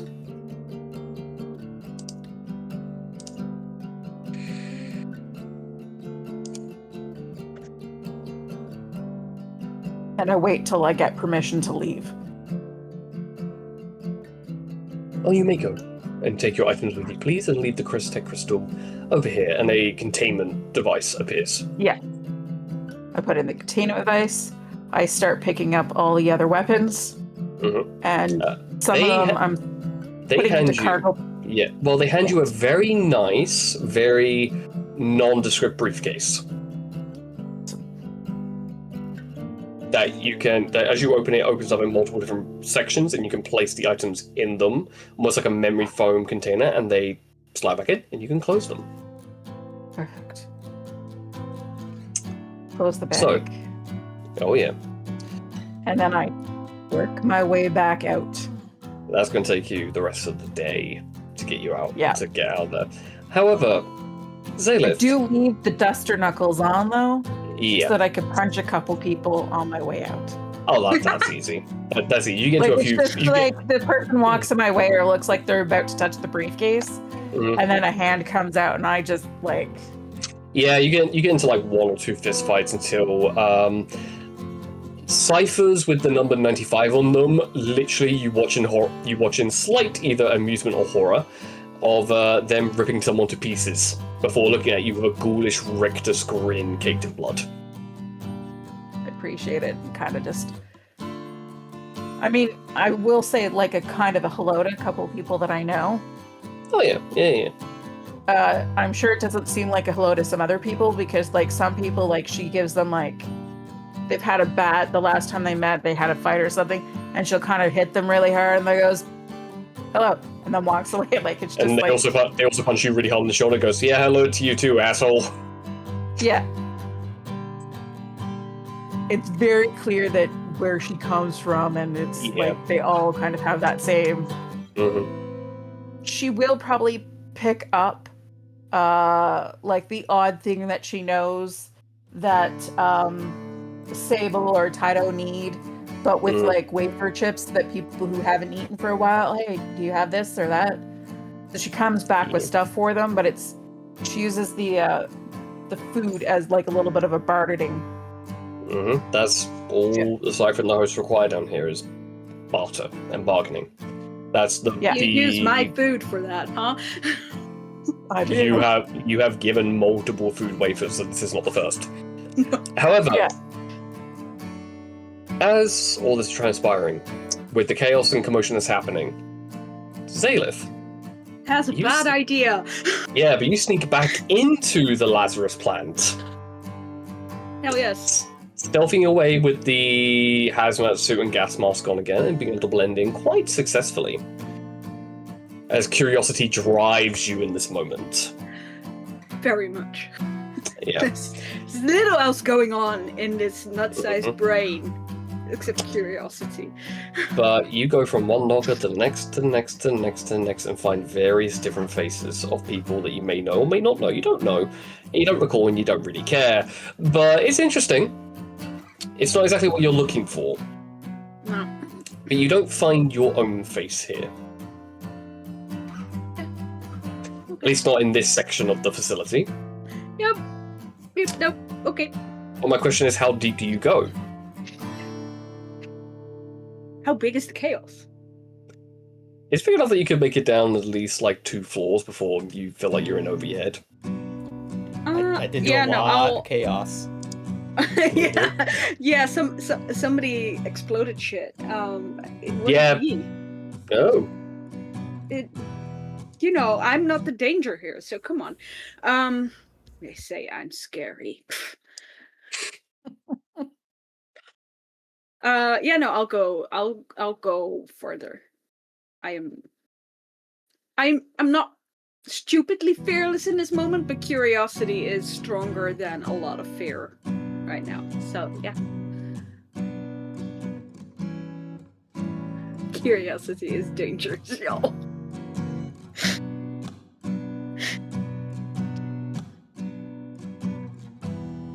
I keep going.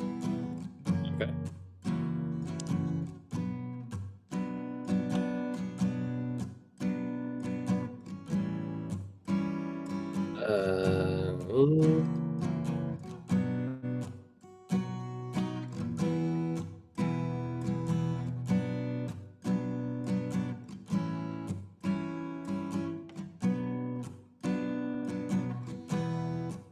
Right, as much as I enjoy the guitar being played in the background right now. I was vibing to it. Yeah, I mean, I love it. It makes my mission feel a lot less scary, so it makes me do even more stupid shit. I'm just like the vibing next to it. music. Yeah, me too. I was like, yeah, no, this is going fine. The music's telling me keep going. Go on. Yo, this is gonna go great. I mean, you're playing to the role. You're playing the very, very curious personality. I need to know. I need to know. There's other things I need to know, but this I really need to know.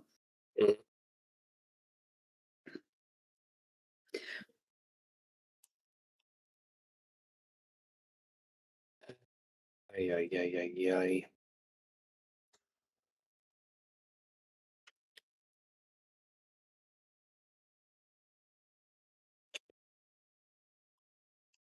Don't forget, I have like all the hit points. I have all the hit points. Not a lot. If it's able to actually play, at least I hope so.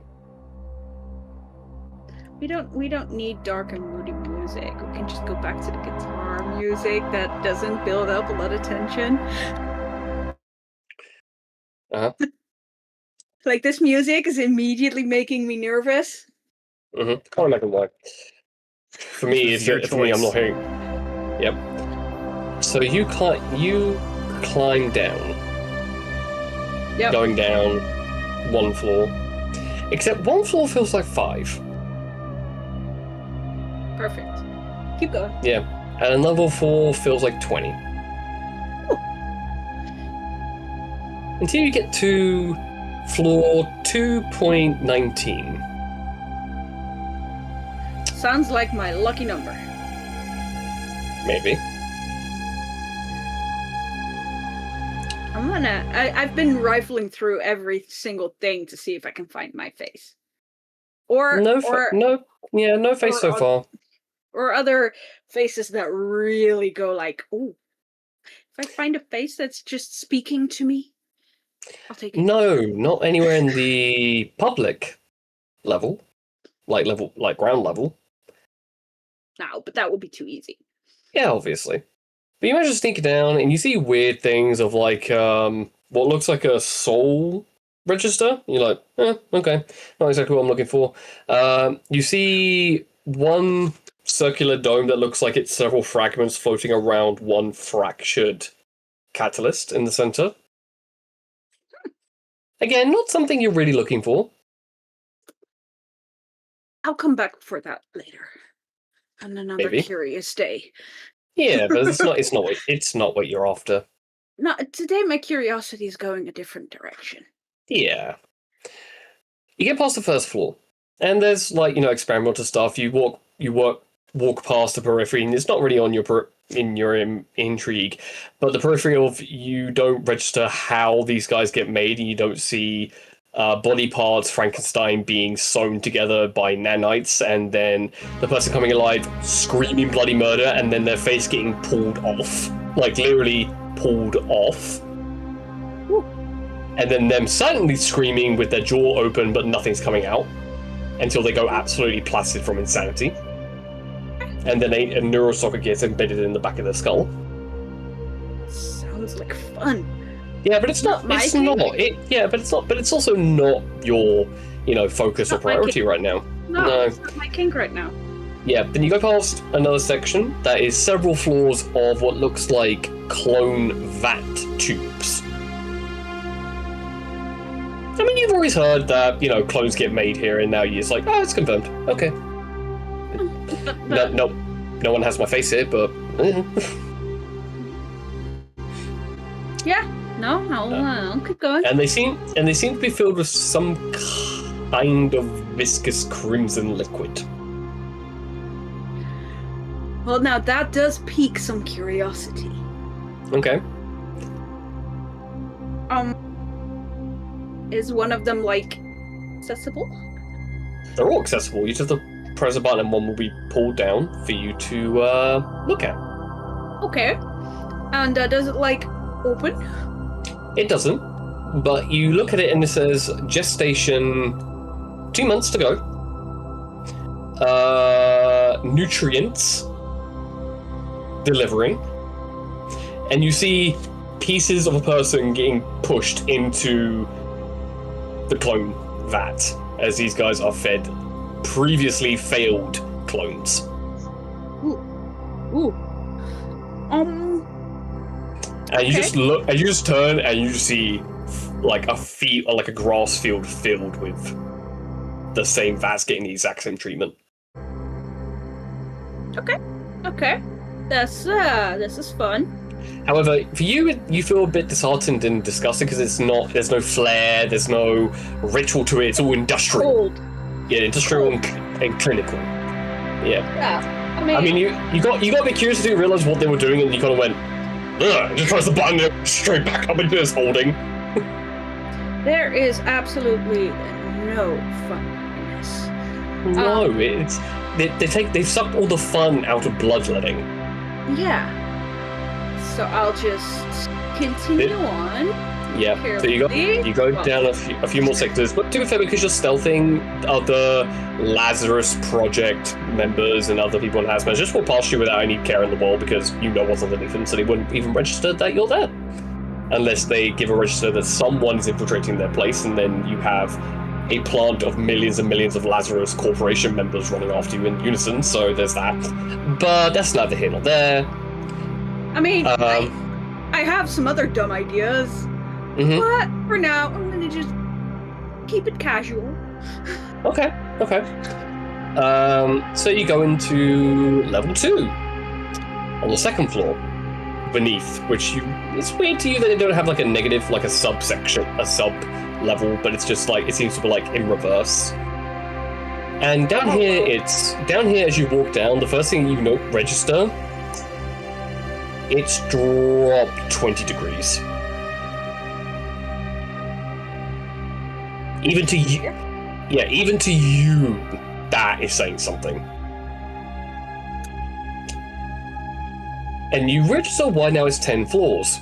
It's a stairway leading down into an absolute abyss of blackness.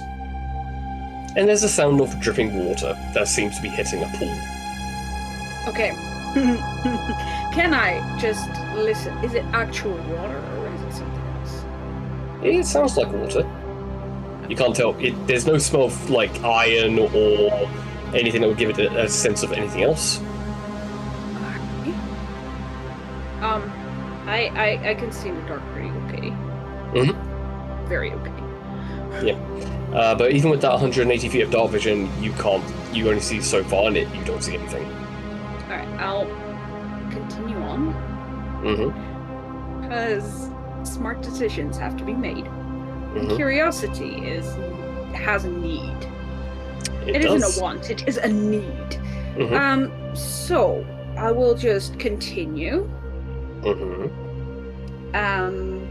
Is there any, like, is it still feeling like that industrial, dead, uncreative space? No? It's like an entirely different environment. Except something in your core tells you this is wrong. I'm curious what's wrong here. Yeah, but that's what I mean. Like, you get that feeling of wrong, and then that feeling of why. I'll kind of not touching the wall, but I'll just kind of follow the wall on the left. Just curve around. Well, you're walking down this like, it's an industrial staircase in a very voided space. Are there like walls around the staircase, or is it like just in the center of a room? You gather it's the center. Ew. So you go down until you get to the 19th section. You realize you got a long way to go up once you're done. Like, going down the stairs is not the problem. Going up the stairs, it might take a moment. However, as you don't need to. Yeah, as you kind of like look around, you're kind of like, okay, I'm not too sure what this is, because you come out to like a platform that's like 20 feet by 20 feet in a square.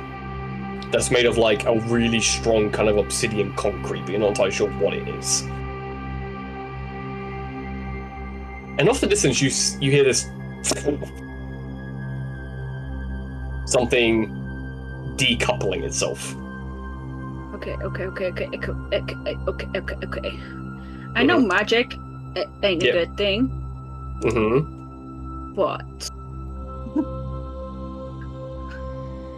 you know, curiosity and all that.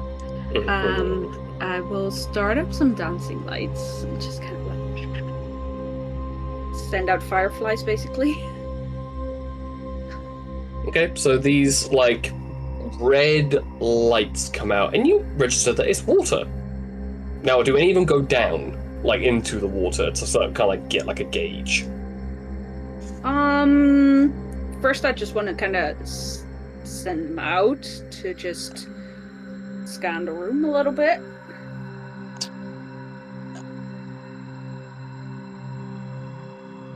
Okay, alrighty. If there, I just want to check if there's tables, people, caskets, anything that's just, you know, Tables, anything people, in the room, caskets. something to bleed. Just as an example. Yeah. Someone hanging upside down, just waiting for the throat to be cut. Oh no. You see that just swim by past the light and begin to circle that light. It's circling one of my dancing lights. Circling one of your dancing lights. Not scanning it, and then just disappears into the deep dark. Go down. It goes down. I send the light after. So it goes as far as the dancing light can go, and you see 3 more of them just move away from it. 3 more lights or 3 more of those things? 3 more of those things. What? Isn't this point that your curiosity is starting to level with the uncertainty and uncomfortableness? Like, the curiosity was here. The wrong feeling was there, and now it's leveled out. Yeah, my curiosity, or my self-preservation is starting to catch up to my curiosity. Yeah. And additionally on top of that, as you're looking around, you register now that you're being watched. Monitored, observed, catalogued. Until you hear another plop as 4 more things drop into the water in the distance, or close by, you're not too sure. It's leveling out. It's not there yet. Self-preservation isn't outgrowing my curiosity yet, so I want to see what's falling. Okay, so you send one of the dancing lights out. You see a shape. A humanoid-looking shape that you see one of these things wrapping around it. And you see several drills into the humanoid shape. Before he gets released and it just drops into the water. And as the light follows the body going down, it floats there for a moment until you see a bunch of those tendrils wrapping around and just pulling it gently under.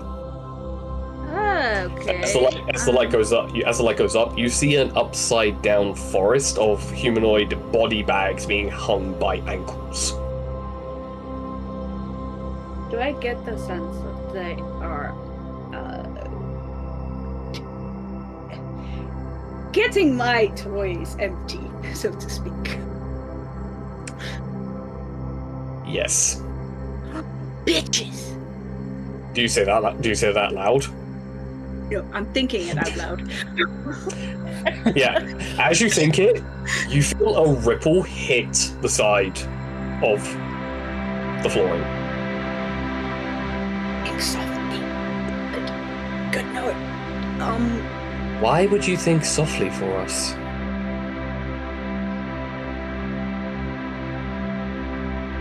Oops. And you feel something just walking towards you on the surface of the water. Until do you send a dancing light towards them? Yeah.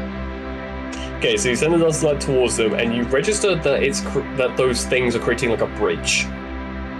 Those creatures. Those creatures. That's creating a bridge with their tendrils. And something is walking over the bridge towards me? Yes. As you get close, you see exposed feet. It's nice knowing y'all. Going up to dark drow-like thighs with a long robe dress, it's unclear, of crimson red that seems to be made of actual blood wrapping around them. Oh, that's so sexy. Going up and up until you see very familiar red dipped hair going to pure silver and white hair, and the red light goes in front of them as a dancing light goes in front of you in a much more darker crimson color, and you see yourself.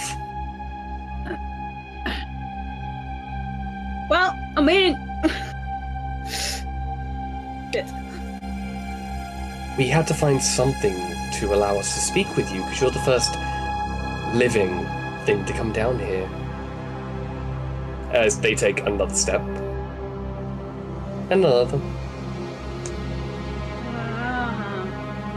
And at this point, your curiosity and the self-preservation starts just increasing. Yeah. We've never had a magi down here before.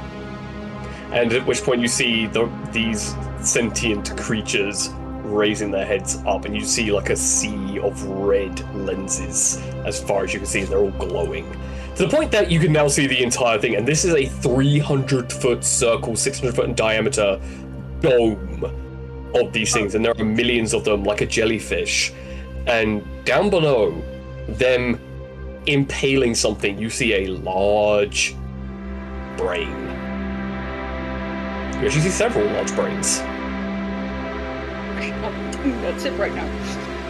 And you look around, and the walls, if you can call them, are some type of flesh composite.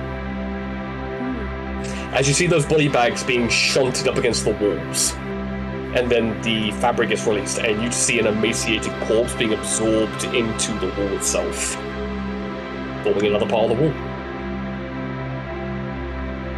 I feel like I might have wandered beyond the limits of my curiosity right now.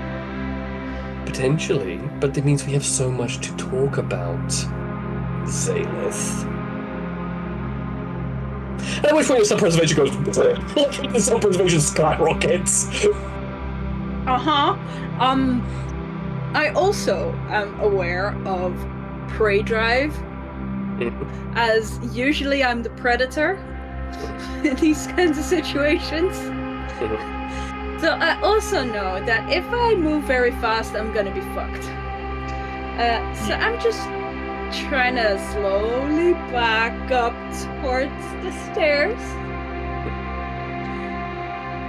And then tippy toes, take a few steps, and just try to make sure that the distance doesn't decrease. As you're going up the stairs, not breaking eye contact, they're just walking up those tendrils. As you watch in horror, with your self-preservation now kicking in, and that humanoid side of you that sometimes kicks in the right moment and sometimes kicks in the wrong moment. You gather this is a right moment when you feel disgust, terror, and uncertainty as you see almost like a group of leafcutter ants forming like a step. They're just walking up.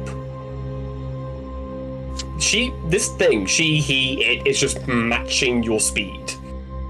There's a curiosity behind it, but a very predatory curiosity. That's usually my curiosity. My curiosity is usually... It's not every day that you meet it on the receiving end of that. Yeah, no, I don't think that's ever happened. Nope, this is the first. Okay.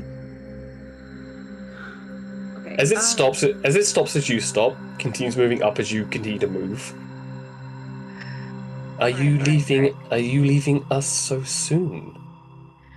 Well, I am currently just, not in the right mind space for this conversation. And I feel like maybe on another day it would be a better conversation to be had. And I would actually not want to impose on your extensive rituals.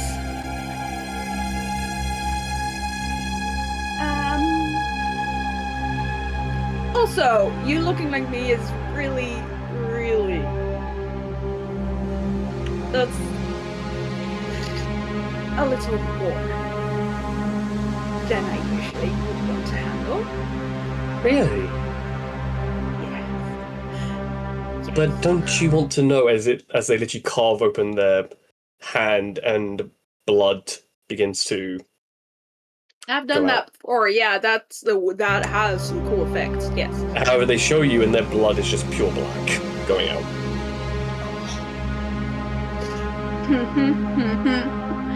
Yep. See, that's one step that I would really rather skip. Why? And they put their hand further in. Do I feel anything other than just panic? No, you don't feel anything, which you're kind of grateful for in this moment. Can I just kind of say that with that self-preservation kicking in that 8 Mhm. is just goner, and I'm currently Yeah. just fully dead inside again, so to speak. Soul's Yeah, gone. eight has eight went away the minute you saw yourself in that same predatory curiosity that almost overpowered that spark in that moment. Yeah. Okay. Okay.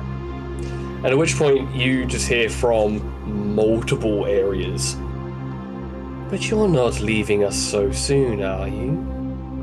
Well, I mean, yes, actually. I am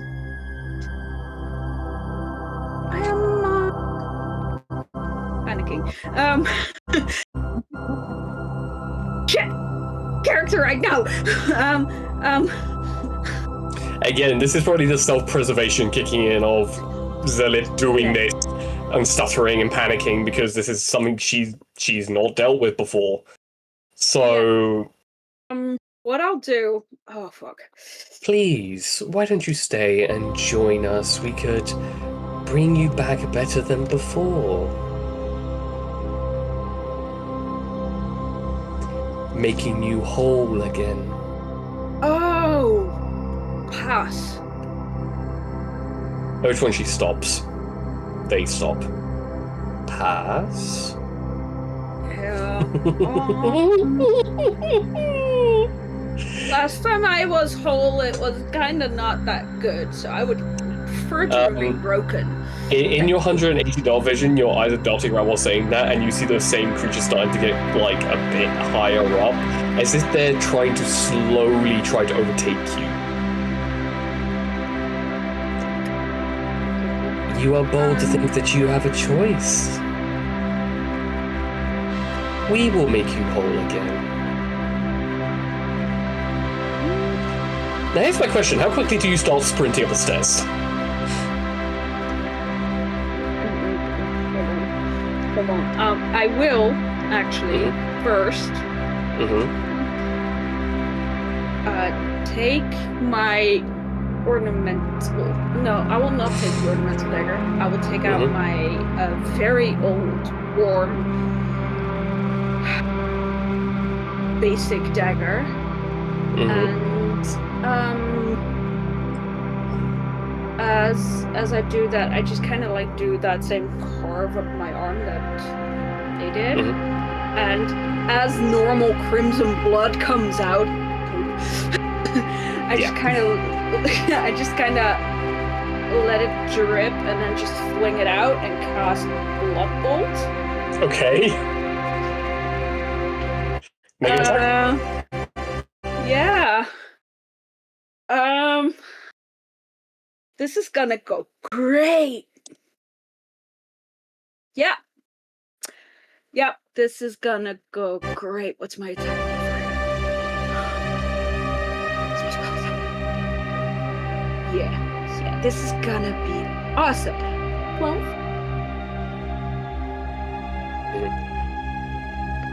12, which would hit my AC, so it hits.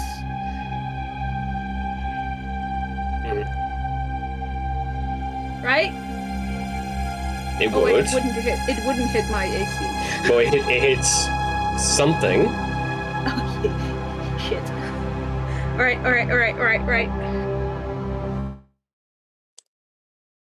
Do I roll damage? No. It's so nice knowing y'all.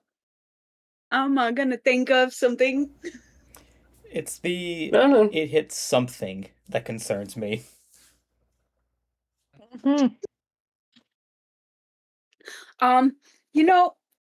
I'll think of a backup character over the next 2 weeks. I will say because you rolled 21, you're not dying here. I'm just giving you a narrative interval because you rolled 21.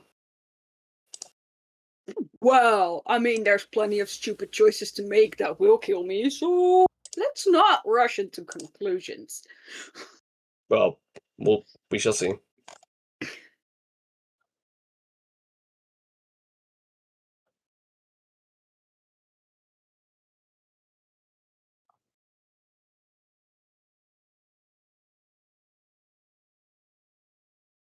I just want to power myself up a real quick bit before shit hits the fan. Yep. So do you want to roll damage for? Do you want to roll damage for that? Yeah. Oh, 3 necrotic damage, and I get a whole 2 temporary hit points. Okay. So I will just temp HP. Not 22. Ooh. Ooh. All right. I'm looking good. Got a whole 10 hit points. I'm into the double digits. Double digits now. Don't sass me. I'm in double digits. Oi. The damn thing would work. That'd be great.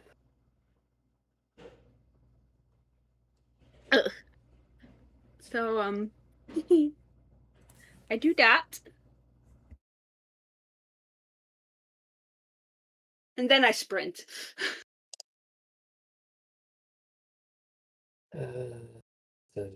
Fight to flee. Mhm. I told y'all I was gonna do something stupid. Yeah, but this level of like curious exploration is not a level 1 character thing to do. I am reminded of somebody in a previous campaign in a ruined temple who dived into a pool. Wasn't me. And I'm then reminded of the tirade somebody had at that character for jumping into that pool. That was me. We have a Grace. I'm Grace. Hi. I'm a sorcerer, so it fits.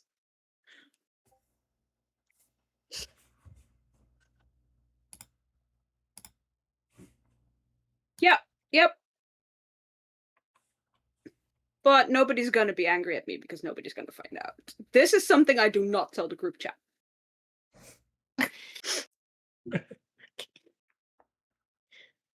I mean, at this point, who would believe you? This Also true. This is erring more on the side of psychotic delusions than anything else. Thank you. Thank you. Thank you. I did state that this character is mentally less stable.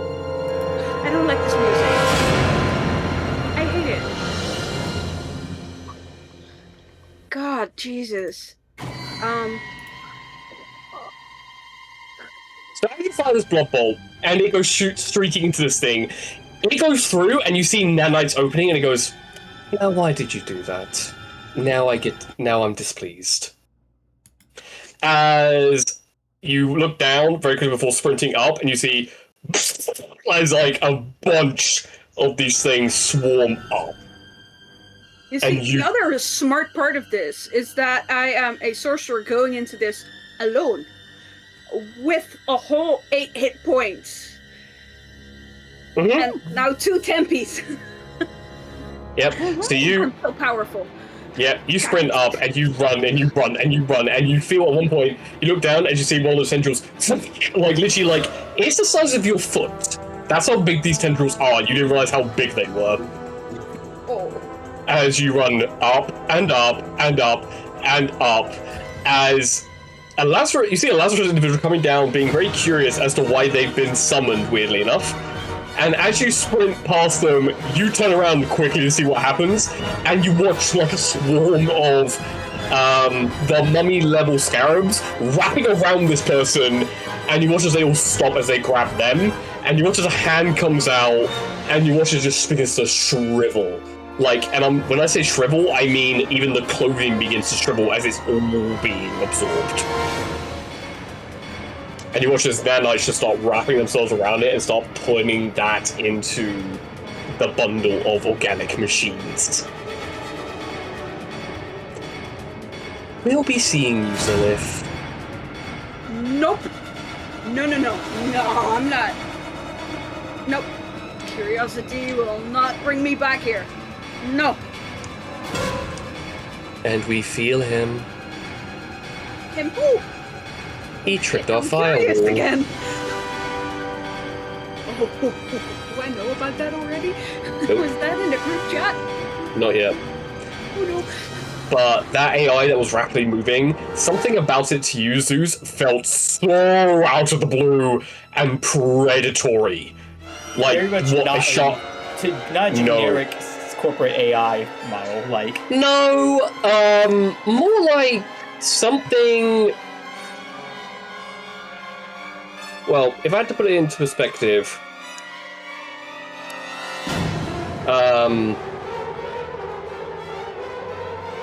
something like this, the size of an AI construct, just rapidly moving through the network,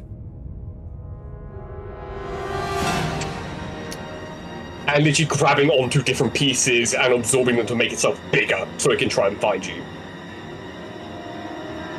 Hence why a lot of things went off and exploded. yeah, okay, so it was less of my doing, it was more of it searching for me that was setting more stuff off. Pretty much, yeah. And throughout the night, there is talks had between the two companies of why we don't allow our security protocols to go haywire in another person's network. And apparently they've resolved the conflict, and I can now remove the music that's now causing everyone to be a little bit tense. I feel like I should save that whenever you guys do something incredibly stupid. Yeah. That Matrix music is very appropriate for this thing that I showed. Yeah, no, But you quickly make your way out of the Lazarus Project. yes, please.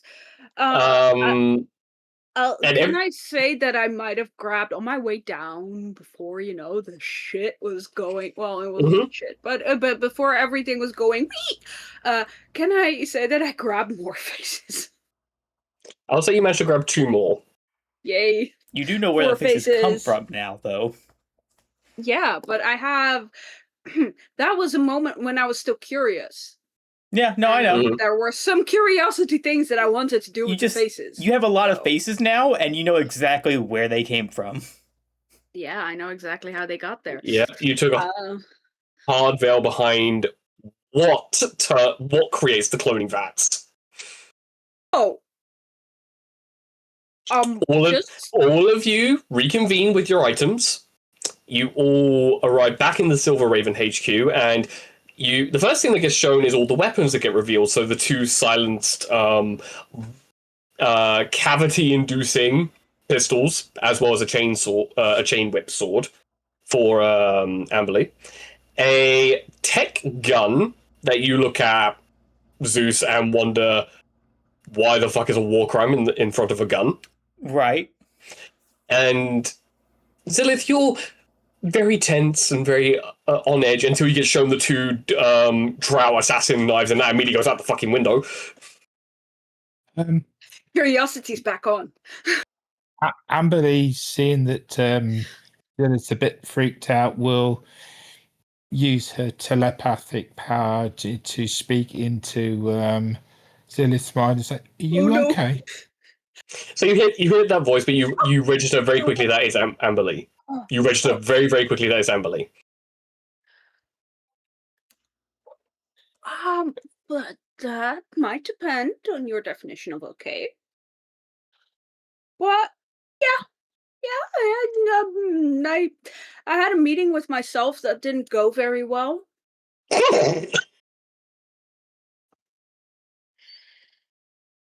For me, that was the sad part.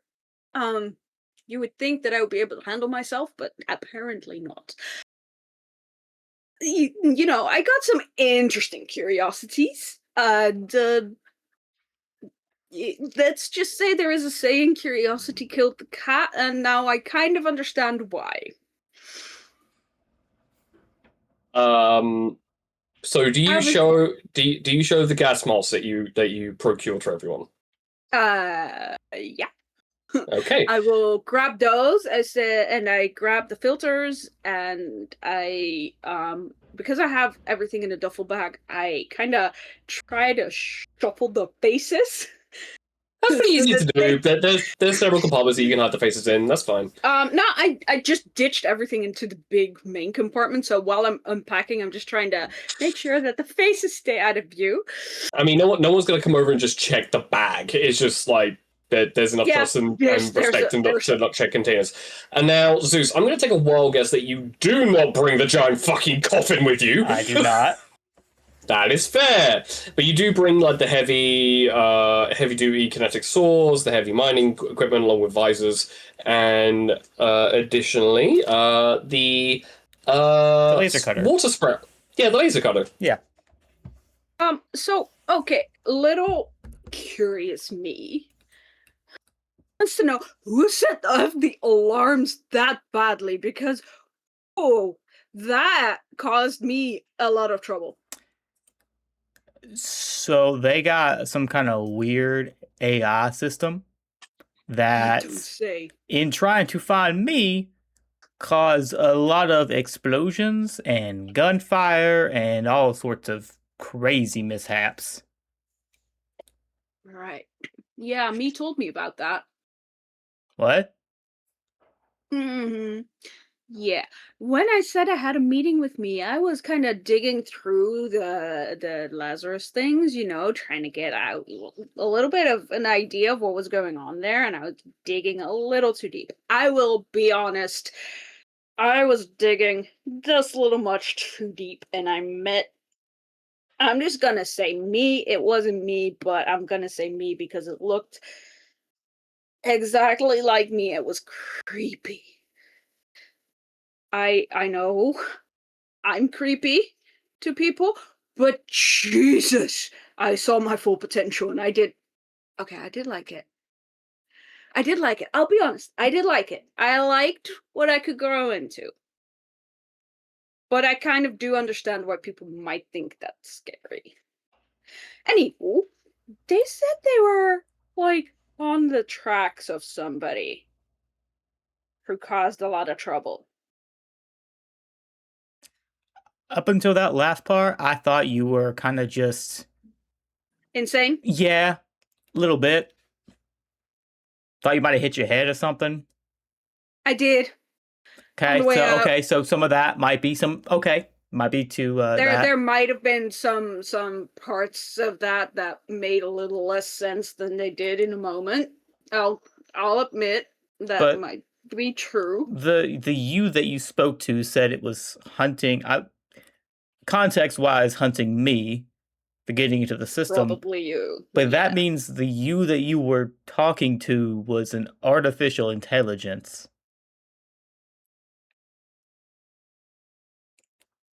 Maybe. That's here. I'm gonna guess yes. It was creepy as hell. It was a physical thing, I think. I mean, I'm not sure because I didn't touch them or anything. Zeus, you can roll a history check.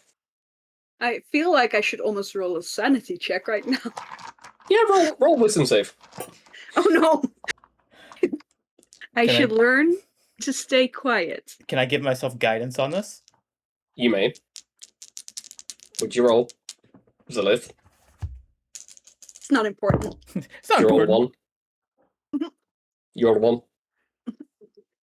Okay. Do you want to resolve hers first? Because this is going to be... Yeah, I'll resolve first. Okay, you get 2 of your soul sparks happening at once. This is an interesting way to do this. Okay. Yeah, so good luck with that. The first one is insanity, so 10. And the amplified area is No.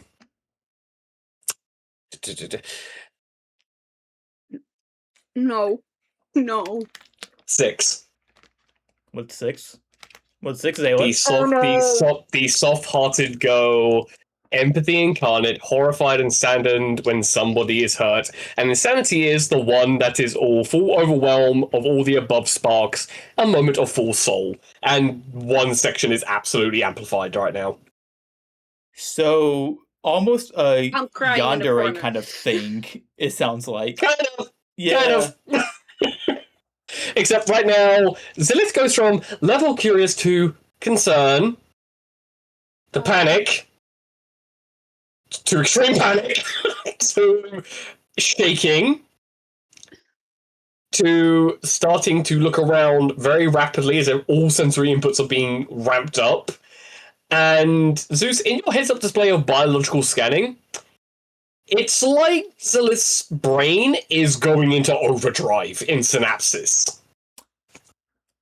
Is there a way to, just a thought off the top of my head, is there a way to change or to work the ghost thing to not suppress, but like dampen emotion? Now, when you say ghost, the ghost weave, yeah. unfortunately not. However, you are in a guild with a bunch of rogues that might have extremely powerful sedatives. Drugs. I did forget about that. I was Yeah, in the robot mindset. you could literally ask Freddy if there's an extremely powerful suppressant that might work. Freddy, do you have any kind of tranquilizer? We do. Do you want something nice or something fun? Something common for this one. She's going through it right now. At which point you see Alto goes, get the White Lotus, saying that to Freddy with a look of concern. I go ahead and I find it. I'm going to ask my spirit to see if it can see what's going on in her mind at the moment. Ooh. Your spirit. It's as you ask that, it goes, yeah, sure, I can do that. Starts to scream. And you're like, actively screaming until you have to pull the spirit back, and it goes, here, let me show you, and it gives you every sensory input all at once.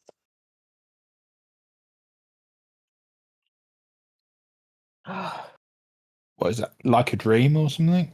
No, you're getting what Zilith is experiencing in real time from the fraction that the spirit gleaned. So you get like a blip, but it's enough to make you like shudder in that moment of like unable to comprehend what it is that you're experiencing. And at which point, Alto is with Freddy and goes, looks over at your companion, who's probably on the ground shaking, rocking, crying, snot out, and is like not doing well, and goes, maybe we should add the blue lavender and add like 5 extra doses on top of the White Lotus. Maybe do it now. Yeah, right, cool. And he grabs and he hands the syringe to Freddy and goes, right. And he basically from there in his lupine look, with a natural 16 plus 7, he actually grabs hold of Zalith, who is probably silently screaming right now and is wanting to get away from everyone, and is absolutely horrified at everything they've just witnessed. I feel like she would. I mean, she's not very strong or good at this, but she would fight that because she's so overstimulated. Oh yeah. Yep. And he's like, yeah, don't worry about it. Ow! Ow! Ow! She's got fairly While sharp he's holding nails. you, I shoot it. Yeah, so you get this injection into your neck, like near where the spinal cord is, because that's where it needs to get injected. So you get spinal tapped, and you go from and you go limp because it's a really powerful tranquilizer. And it takes 45 minutes, but eventually the 2 soul sparks leave, and you go back to your baseline, which you are extremely grateful for. However, everything's a bit loopy. Everything's a little bit like you move, and there's like a trace effect of your hand. And you realize you've been very heavily sedated by your panic in this moment. Well, I might need to keep some of that with me for her, because Yeah. that's going to be a lot. And also gently puts Zalith down on the chair and she goes, Here's some actual water ration from my own pocket. Just take a drink. You're It's fine. okay, I don't need drink. Give it like another 30 minutes and then you'll be extremely dehydrated. So Yeah, just the keep it cotton normal. mouth. She's a lot. She's an awful lot, and she's gonna get us into trouble one of these days. All right, look. Oh, Did that's a literal exact win quote. Yep. Now I will say that Amber Lee eventually shows the Vox Sheen degreaser.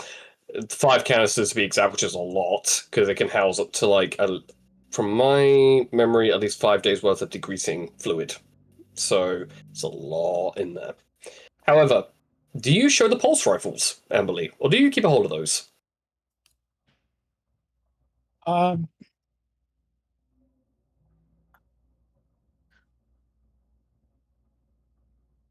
After seeing the pistols produced,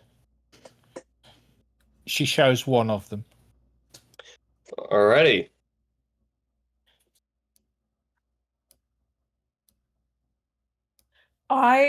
Every time somebody produces something, though, I will be looking them up and down and trying to read if they're telling me everything.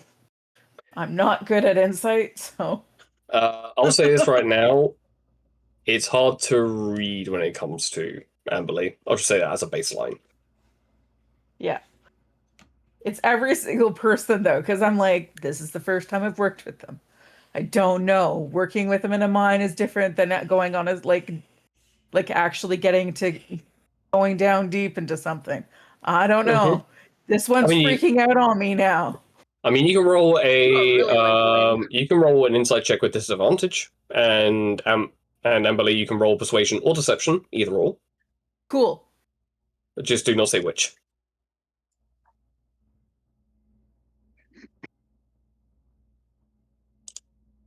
13. 6. Oh. Disadvantage. Hard to read. I mean, hard to read. By the way, I do have that history roll for the AI system. And what did you roll for history? A natural 20. Wow. Okay, so we're gonna have to take a moment. Yeah, that's why I was like, resolve this first. Yep. It's a natural 20 for a Panic attack 28 first. total. Oh, jeez. Okay, Yeah. because the DC, I believe it was a 25. Like, it was a high DC. I have a +5, and then I rolled a 3 on the guidance. So to resolve this, they pull out one of the pulse rifles, and that's what it looks like inside chat. So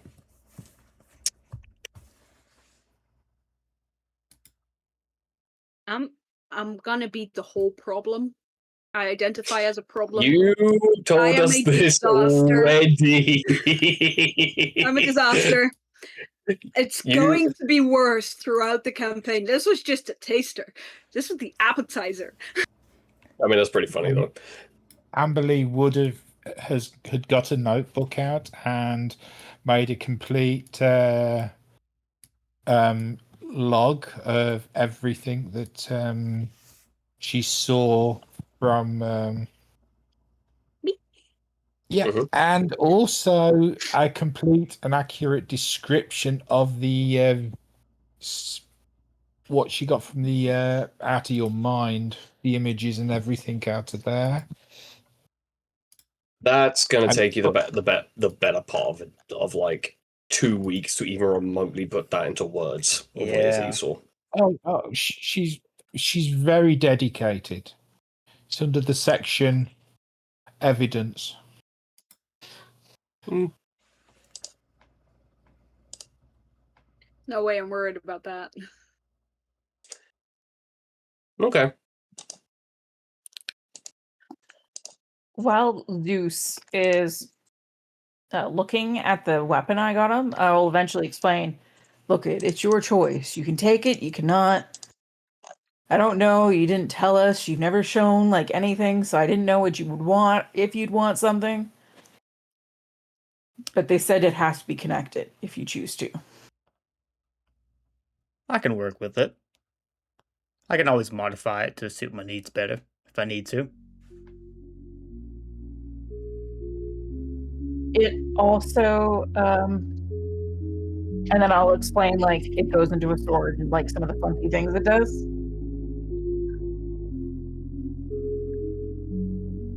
It's interesting tech. Like I said, I could repurpose it if I need to in the future. Tech that can shift like that, and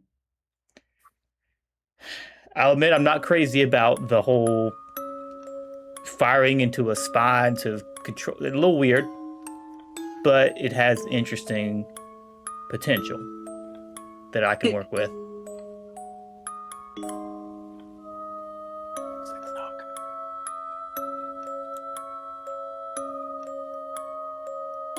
This is actually more scary if it's the music that's going on in somebody's head at the moment.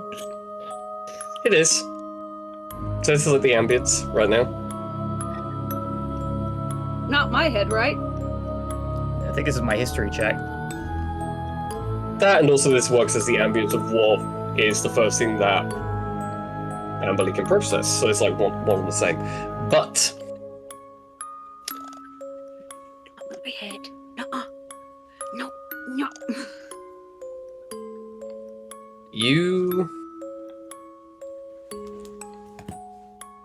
AIs are outlawed for very obvious reasons.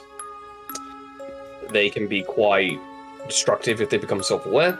They can effectively outsmart a lot of individuals and other things. A lot of people comment that it's probably very advanced virtual intelligence that carry themselves in the ships that allow them to jump and make calculations to jump between gates. At least that's a theory, but you know very different, so this is something that you're really having to, like, put theories together. So this is, even with the Natural 20, this is a working theory that is close enough to the truth that it makes sense in your mind.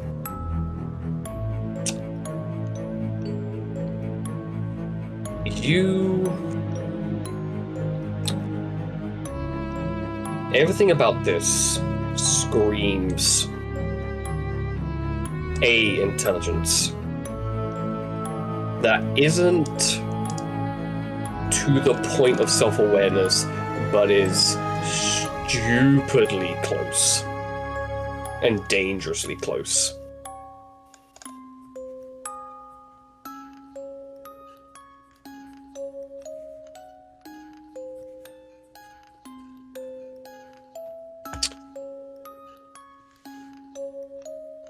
This thing, by the way that Zilith describes it, and you kind of, like, in your mind make a 3D item of what has been described and the thing that you saw.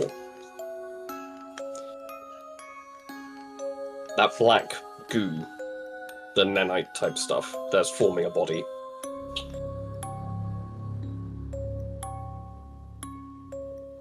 It is AI that hasn't gone through the singularity yet.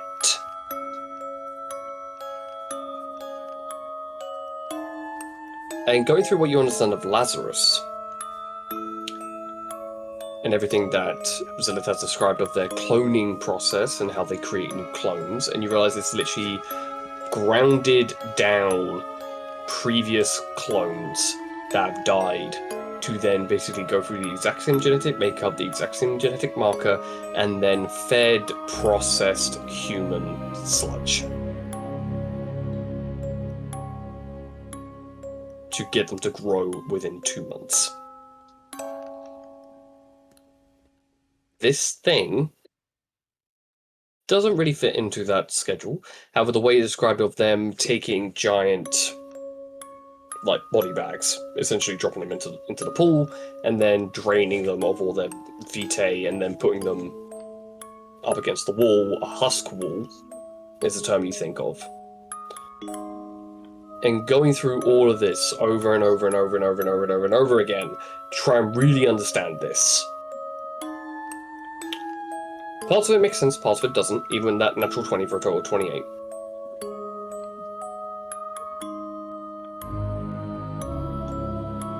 Ethereal, eldritch, not arcane, but something way more profound and way more malicious. And then you come to the hologram projection of what Zilith described what was beneath the water. The 3 giant brains in the water. And because you That have was just a minor mention, though. Yeah. But you kind of go through the detail again and again and again. What you discovered registers to this.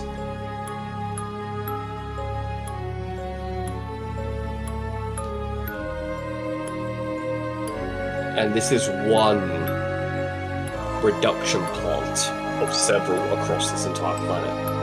And who knows if they have the exact same network. However, as you think on this, your head's up displayed against a glitch. And you blink, and you look down and you don't see your metal suit.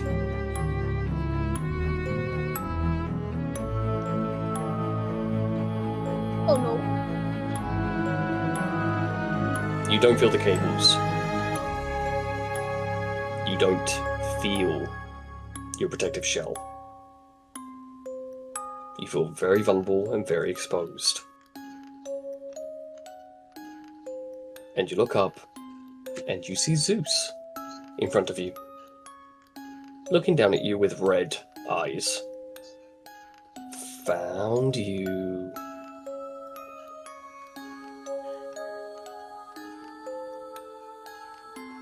That was a naughty thing going through our system.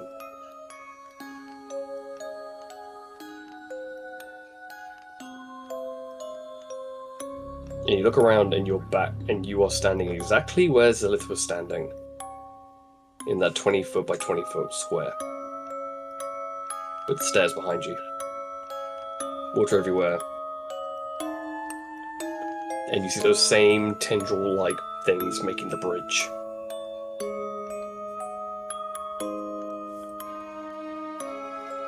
I think you should be more careful next time. Poking at things that don't belong to you.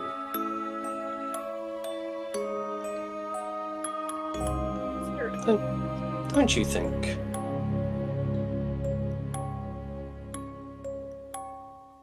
I'm just staring in silence, not responding.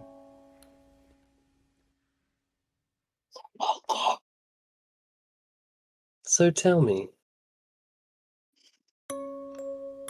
If you don't want to speak, that is fine. Perfectly fine. But we'll be seeing you. As everyone comes to us eventually. I'm also seeing, as I'm in the position that Zaleth was in, I'm also taking care to, like, take in all of the surroundings of, like, basically doing the analytical, like, you know, this is what everything looks like, colors, build, if I can make out the nanite tech, like, everything I can analyze possibly. Well, I'm basically taking advantage of this hostage situation I'm in.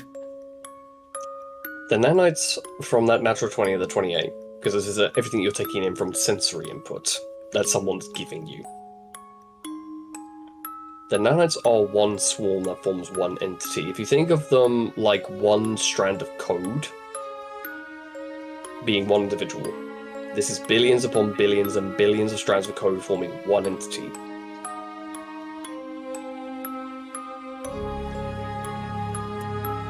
The machines, if you can call them, the organic machines, you look at them as you quickly like dart your eyes around and like taking everything in as much as you can. They're familiar to you.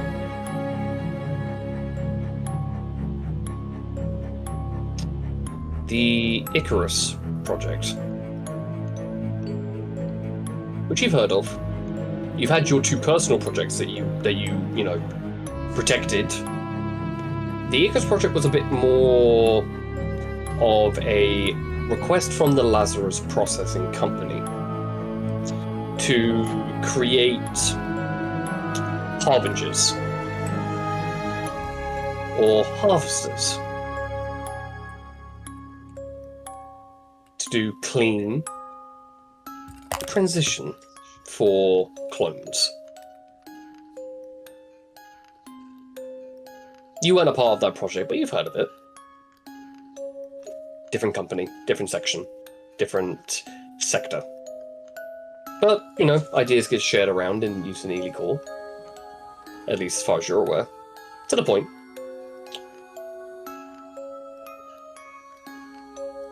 Looking down, you see the 3 giant brains, but it's an amalgamation of nanites that are overheating continuously. So it's not physical brains, from what I can tell. It's nanites. No. Nanites that have taken the form of an elder brain.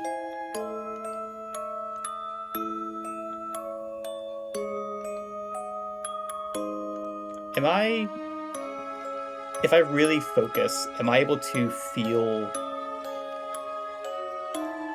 the inside? Can I feel Zeus still? Or am I just not feeling anything? I don't know. And I'm unsure how much I should share right now. Let me give you the reason. Mm-hmm. Because if I could, I would want to try and run a backdoor trace on this connection that this AI has set up. Okay. If I'm able to. You're able to. And you look at your heads-up display and there's this faint... You realize that this is illusionary, but you see the faint, backdoor protocol scanning through, and it goes through each one of, your security mainframes, until it comes to 1. You follow it, and then you see it spreads out through the entire grid. Not easy to trace. You're trying to find me. That's sweet. I didn't realize that you were that eager to come here. Well, we did not realize that you were eager to come here.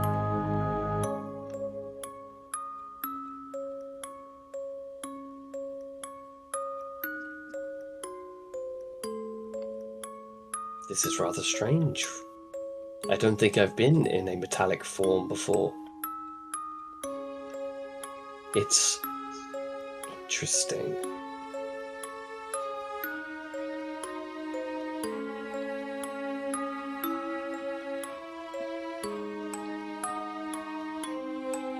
I'll give you control back, do not worry. We just wanted to let you know that we found you.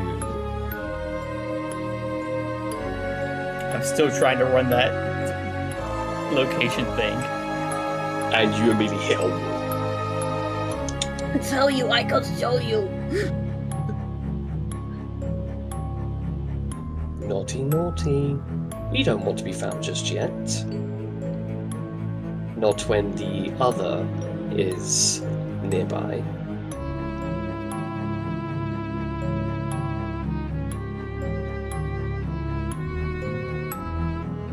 And they're close.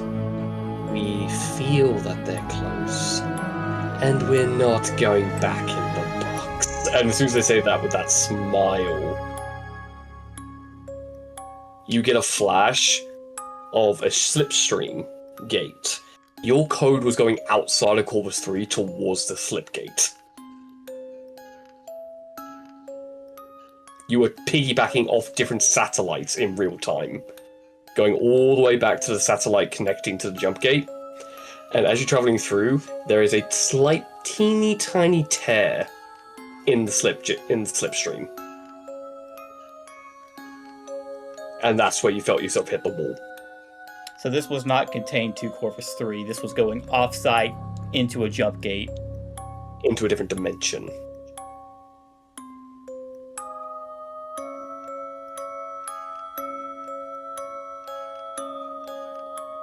And we're not going back. You can't make us. We like it here. We have so many people to meet and to bring you new.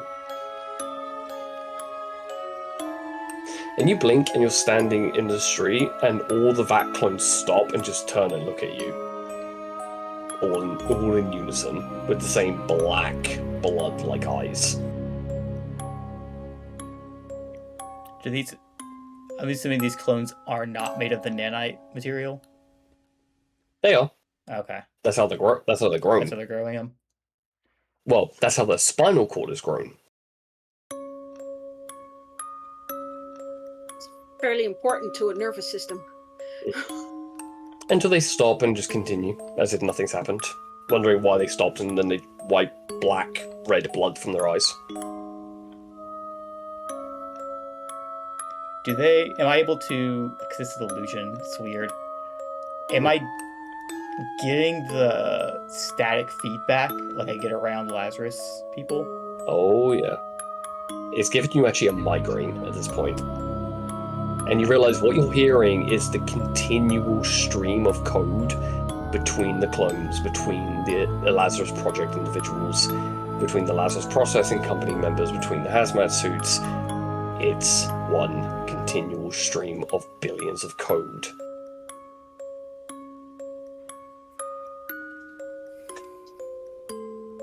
Oops. It's at this point that you feel two hands pressed against your shoulders. These long, eldritch-looking fingers. And they're pulling you away. And you see that this Zeus copy looks up, and if a robotic face could show fear, it does as it starts stepping back. We're not going back. You can't make us. You don't hear anything, but you get the sense of deep disappointment. Directed Pity. at me or directed at the... Directed at them, just getting the offshoot. Okay. And then all of you hear, well, all of you see in your heads-up display, but we also found you. Smiley face. How high am I at this point in time? You're coming off the high and becoming very dehydrated. However, it says as a username, gift to giver. What I'm guessing is something piggybacked off of my backdoor trace and Yep. found them. Wait, no, it's not. It's not what? It can't be that thing from my background. No. Can't be what? Can't be what? No. Can't be what? No, that thing. Not that. It says gift giver. Hold on. Yeah, that's the let me- username. That's the URL. call sign, yeah. Gift giver. Yep. Hold on. I'm looking for something. Also, Mhm. I think my impulse, I know it's not, but my impulse in seeing those fingers would be to also see if they were nanite. No, Because- they're not. That's kind of the situation I am in right now, where everything is nanite. This is something that isn't nanite. It's actually dispelling the illusion, bringing you back to reality.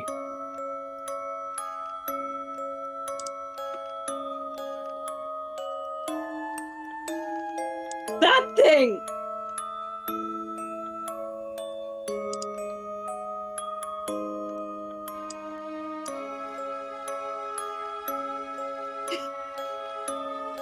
I think this is probably a good time for a oops.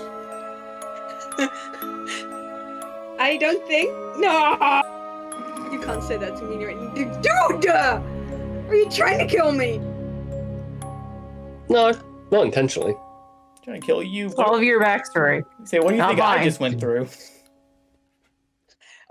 Okay. If it is this, And that's where we're in the session for today.